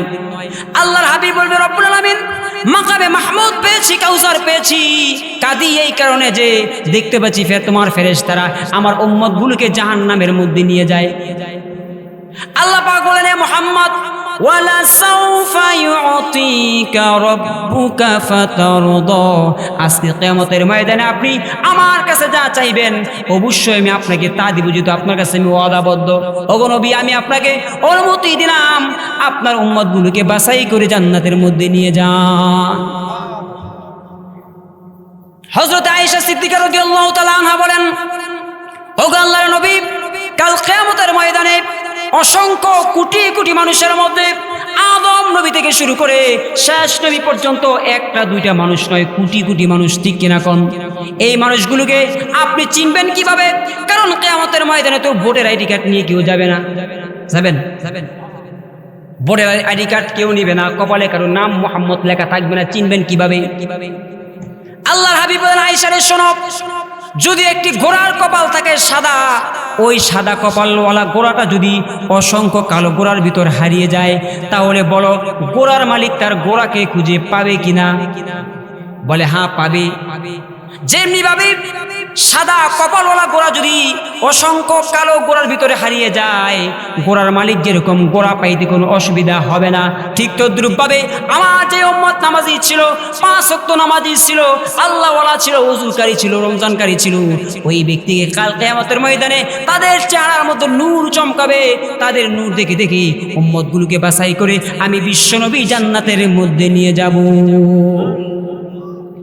আল্লাহর হাবিব বলেন, মান আহাব্বা সুন্নতি ফাকাদ আহাব্বানি ওয়া মান আহাব্বানি কানা মাই ফিল জান্নাহ, যেই ব্যক্তি আমার সুন্নতকে আঁকড়ে ধরবে, আমার সুন্নতকে পালন করবে, ওই ব্যক্তি কিয়ামতের ময়দানে আমার সঙ্গে জান্নাতে থাকবে। আজকে নবীর উম্মত আছে কিন্তু সুন্নত নাই। কি আছে কি নাই? ফুসকুনি আছে, মাছ নাই। দোকান আছে, মাল নাই। ওয়াজ আছে, শ্রোতা নাই। আরো বুঝাইতে বাকি আছে? তাহলে নবীর কি আছে? উম্মত আছে, সুন্নত নাই। দাড়ি রেহা একটা নবীর সুন্নত। কিরা একবার দাড়ি রেহা, অনেকদিন পরে সাক্ষাৎ হয়েছে আমার। কেউ কা সারা জীবন ওয়াজ করে দাঁড়িয়ে রাখতে পারছি না, অনেকের দাঁড়িয়ে রাখছেন সুন্নত। হ্যাঁ কথা আমাদের ভেজাল আছে। কি আছে? হ্যাঁ বুঝি সুন্নত সারা জীবনের কত বুঝাইলাম, রাখলো না। খোঁজ খবর নিয়ে দিহি হ্যাঁ জি বিয়া দিছি, এমন জিয়ের জামাইয়ের বয়স হৌরতে কম দেওয়া যাক, সেম এর লাগে পার্থক্য করার লাগিয়া জামাই শ্বশুর এক লাগে আঁকলে বুঝা যায় দুইটা আপন ভাইয়ের ভাই। খোঁজ খবর নিয়ে দেখো হুজুর হ্যাঁ দাড়ি নাই, এইটা রাখছে, হ্যাঁ জি বিয়া দিছে, যে মানছে সরম দেয়, জামাইয়ের হৌর বলে একরকম দেওয়া যায়। এর লাগে দাড়ি রাখছে। আমি ভাই রে, দাড়ি তো রাখছেন, সাপ তো সোজা হয়, ময়ূরা সোজা হয়। এ দাড়ির কি হয় না, সব হবে না। আমনের দাড়ি আর রবীন্দ্রনাথ ঠাকুরের দাড়ি এক সমান। চিনেন রবীন্দ্রনাথ ঠাকুর রে? আঙ্গ এলাকার বাড়ি নাকি কলিকাতা? রবীন্দ্রনাথ ঠাকুর উনারও কি আছে? আমি বললাম মিয়া যদি এই নিয়তে দাড়ি রাখেন তাহলে আমনের দাড়ি আর রবীন্দ্রনাথ দাড়ি একরকম হই। বেড়ার ইমান নাই, আপনি ইমান আছে। আরেক বেড়ার দাড়ি নাই, দাড়ি রাখেন না কে? কি কই? বীর পুরুষ কাপুরুষ বউকে খুশি করার জন্য দাড়ি কাটে, আর বীর পুরুষ রসুলকে খুশি করার জন্য দাড়ি রাখে। এমন বেড়ায় কয় হুজুর দাড়ি রাখলে বুড়ে বুড়ে লাগে। ইলা কই যাবেন কই আমাকে বুড়ে বুড়ে লাগে। বই বেলে জোর করে কয় ঘুমাইছে, বই বেলে কেটে লাগছে। আমাকে নগর চুল উমড়ি ধরে চুল কাটবেন, কারণ চুল যেমন বইয়ের সৌন্দর্য, দাড়িও পুরুষের কি সৌন্দর্য। এমন কয় দাড়ি রাখলে বুড়ে বুড়ে লাগে। আমাকে এক কাজ করেন, তাহলে মুখের দাঁত সব ফালাই দেন, দুধের বাচ্চার মতো লাগবে আপনারই, তা আরো সুন্দর দেওয়া যাইব। কথা ঠিক না? দাঁত ফালাইলে কষি কষি রাখবো। তাহলে আমাদের নবীর সুন্নত উম্মত হতে হবে। যদি নবীর আদর্শ নিয়ে চলাফেরা করি, যদি আমরা নবীর সুন্নতকে নিয়ে আমরা অনুসরণ করতে পারি, তাহলে আমাদের দুনিয়া সফল হয়ে যাবে, পরকাল সফল হয়ে যাবে। যাই হোক, যেই কথাগুলো শুনলাম বললাম, আল্লাহ পাক সকলকে আমল করার তৌফিক দান করুক। তবে একটি কথা বলে নেই, বর্তমান আমাদের দেশে একবার গাড়ি তুলছে, কই উঠছে, লাস্ট এনার্জি দিতেছে, কই উঠছে, গাড়ি তুলছে পরে এবার গাড়ি তুলে সিগারেট ধরায়। কি ধরায়? সিগারেট ধরছে। এই বাসের মধ্যে পরিবহনের মধ্যে সিগারেট ধরায় দেন না, বাসের মধ্যে আছে যে গাড়িতে ধূমপান নিষেধ। কিলা এইবার খাইতেছে, এই সিগারেট খায় আর আঙ্গুল দেয় দেন হেন কিলা হেন লেহা। অভিযোগ থাকলে ড্রাইভারকে বলেন কিলা, কোন অভিযোগ থাকলে কি ড্রাইভারকে বলেন। এমন বেড়ায় বিরক্ত হইয়া ড্রাইভারের কাছে গেছে, হেই ড্রাইভার সাহেব কি একটা বইছে, সিগারেট লাগে আমরা গাড়ি দিতে না। ড্রাইভারে কয় দেহান চাই মাথার উপরে গিলে আমার হ্যাঁ লে আছে। চলন্ত গাড়িতে ড্রাইভারের সাথে কথা কওয়া নিষেধ। কি চলন্ত গাড়িতে কথা কওয়া নিষেধ? তো আমাদের দেশের অবস্থা এইটাই হলো, কারণ আমরা বইয়ের মধ্যে পড়েছি মানুষ মানুষের জন্য, কিন্তু বাস্তবে দেখেছি মানুষ মানুষকে করে শূন্য। ইনকিলাব মঞ্চের মুখপাত্র শরীফ ওসমান হাদি, যিনি ছিলেন বাংলাদেশের স্বৈরাচারের বিরুদ্ধে প্রধান উপদেষ্টা, প্রধান বীর পুরুষ ছিলেন, ওই হাদি সাহেবের মাথার মধ্যে গুলি করে খুলি উড়িয়ে দিয়েছে। ঠিক কিনা কন? আরে আমাদের দেশে কুকুর হত্যার বিচার হয়, কিন্তু মানুষ হত্যার বিচার হয় না। আমাদের এই দেশে অনেক বিচারের ফাইল এখনো আটকে আছে। আবরার ফাহাদ হত্যার বিচার হয়নি, রনি হত্যার বিচার হয়নি, ডিবি হত্যার বিচার হয় নাই, শাপলা চত্বরের বিচার হয় নাই, এই জুলাইয়ের বিচার এখনো হয় নাই। আমাদের দেশে কুকুর হত্যার বিচার হয়। আবু সাইদ মুগ্ধ, শুনে রেখো শেষ হয়নি যুদ্ধ। কথা ঠিক কিরকম? এই হাদি আমাদের শিখিয়ে গেছেন ইসলামের জন্য, দেশের জন্য, দেশের সার্বভৌমত্ব রক্ষার জন্য আমরা মাথা দিব, কিন্তু বাতিলের সামনে মাথা নত করতে পারবো না। আমাদের মনে রাখতে হবে, হিন্দু নির্যাতিত হলে ভারত কাঁদে, ইহুদি নির্যাতিত হলে ইসরায়েল কাঁদে, খ্রিস্টান নির্যাতিত হলে আমেরিকা কাঁদে, বৌদ্ধ নির্যাতিত হলে চীন কাঁদে, আর মুসলমান নির্যাতিত হলে অন্য মুসলমান হাসে। আল কুফরু মিল্লাতুন ওয়াহিদা, সকল বাতিলপন্থী ঐক্যবদ্ধ, শুধু মুসলমানেরা ফেরকা তরিকা ভিন্ন মতে মতানৈক্য। মুসলমানদের অনৈক্যের কারণে আমার মুসলিম ভাইয়েরা ইরাকে আফগানে খ্রিস্টানদের হাতে মার খেয়েছে, আরাকানে বৌদ্ধদের হাতে মার খেয়েছে, ভারতের মুসলমান হিন্দুদের হাতে মার খাচ্ছে, ফিলিস্তিনের মুসলমান ইহুদিদের হাতে মার খাচ্ছে। যদি এখনো পর্যন্ত গোটা বিশ্বের মুসলমান ঐক্যবদ্ধ হতে না পারি, তাহলে সারাটি জীবন বাম রাম ইহুদি খ্রিস্টানদের গোলামি করে মুসলমানদের মরতে হবে। এখন আমাদের সময় এসেছে, যদি আমরা এখনো ঐক্যবদ্ধ হতে না পারি, তাহলে আমাদের কপালে শান্তি নাই। যাই হোক, যেই কথাগুলো শুনলাম বললাম, আল্লাহ পাক আপনাকে আমাকে সকলকে কথার উপর আমল করার তৌফিক দান করুন। ওয়া আখিরু দাওয়ানা আনিল হামদুলিল্লাহি রাব্বিল আলামিন।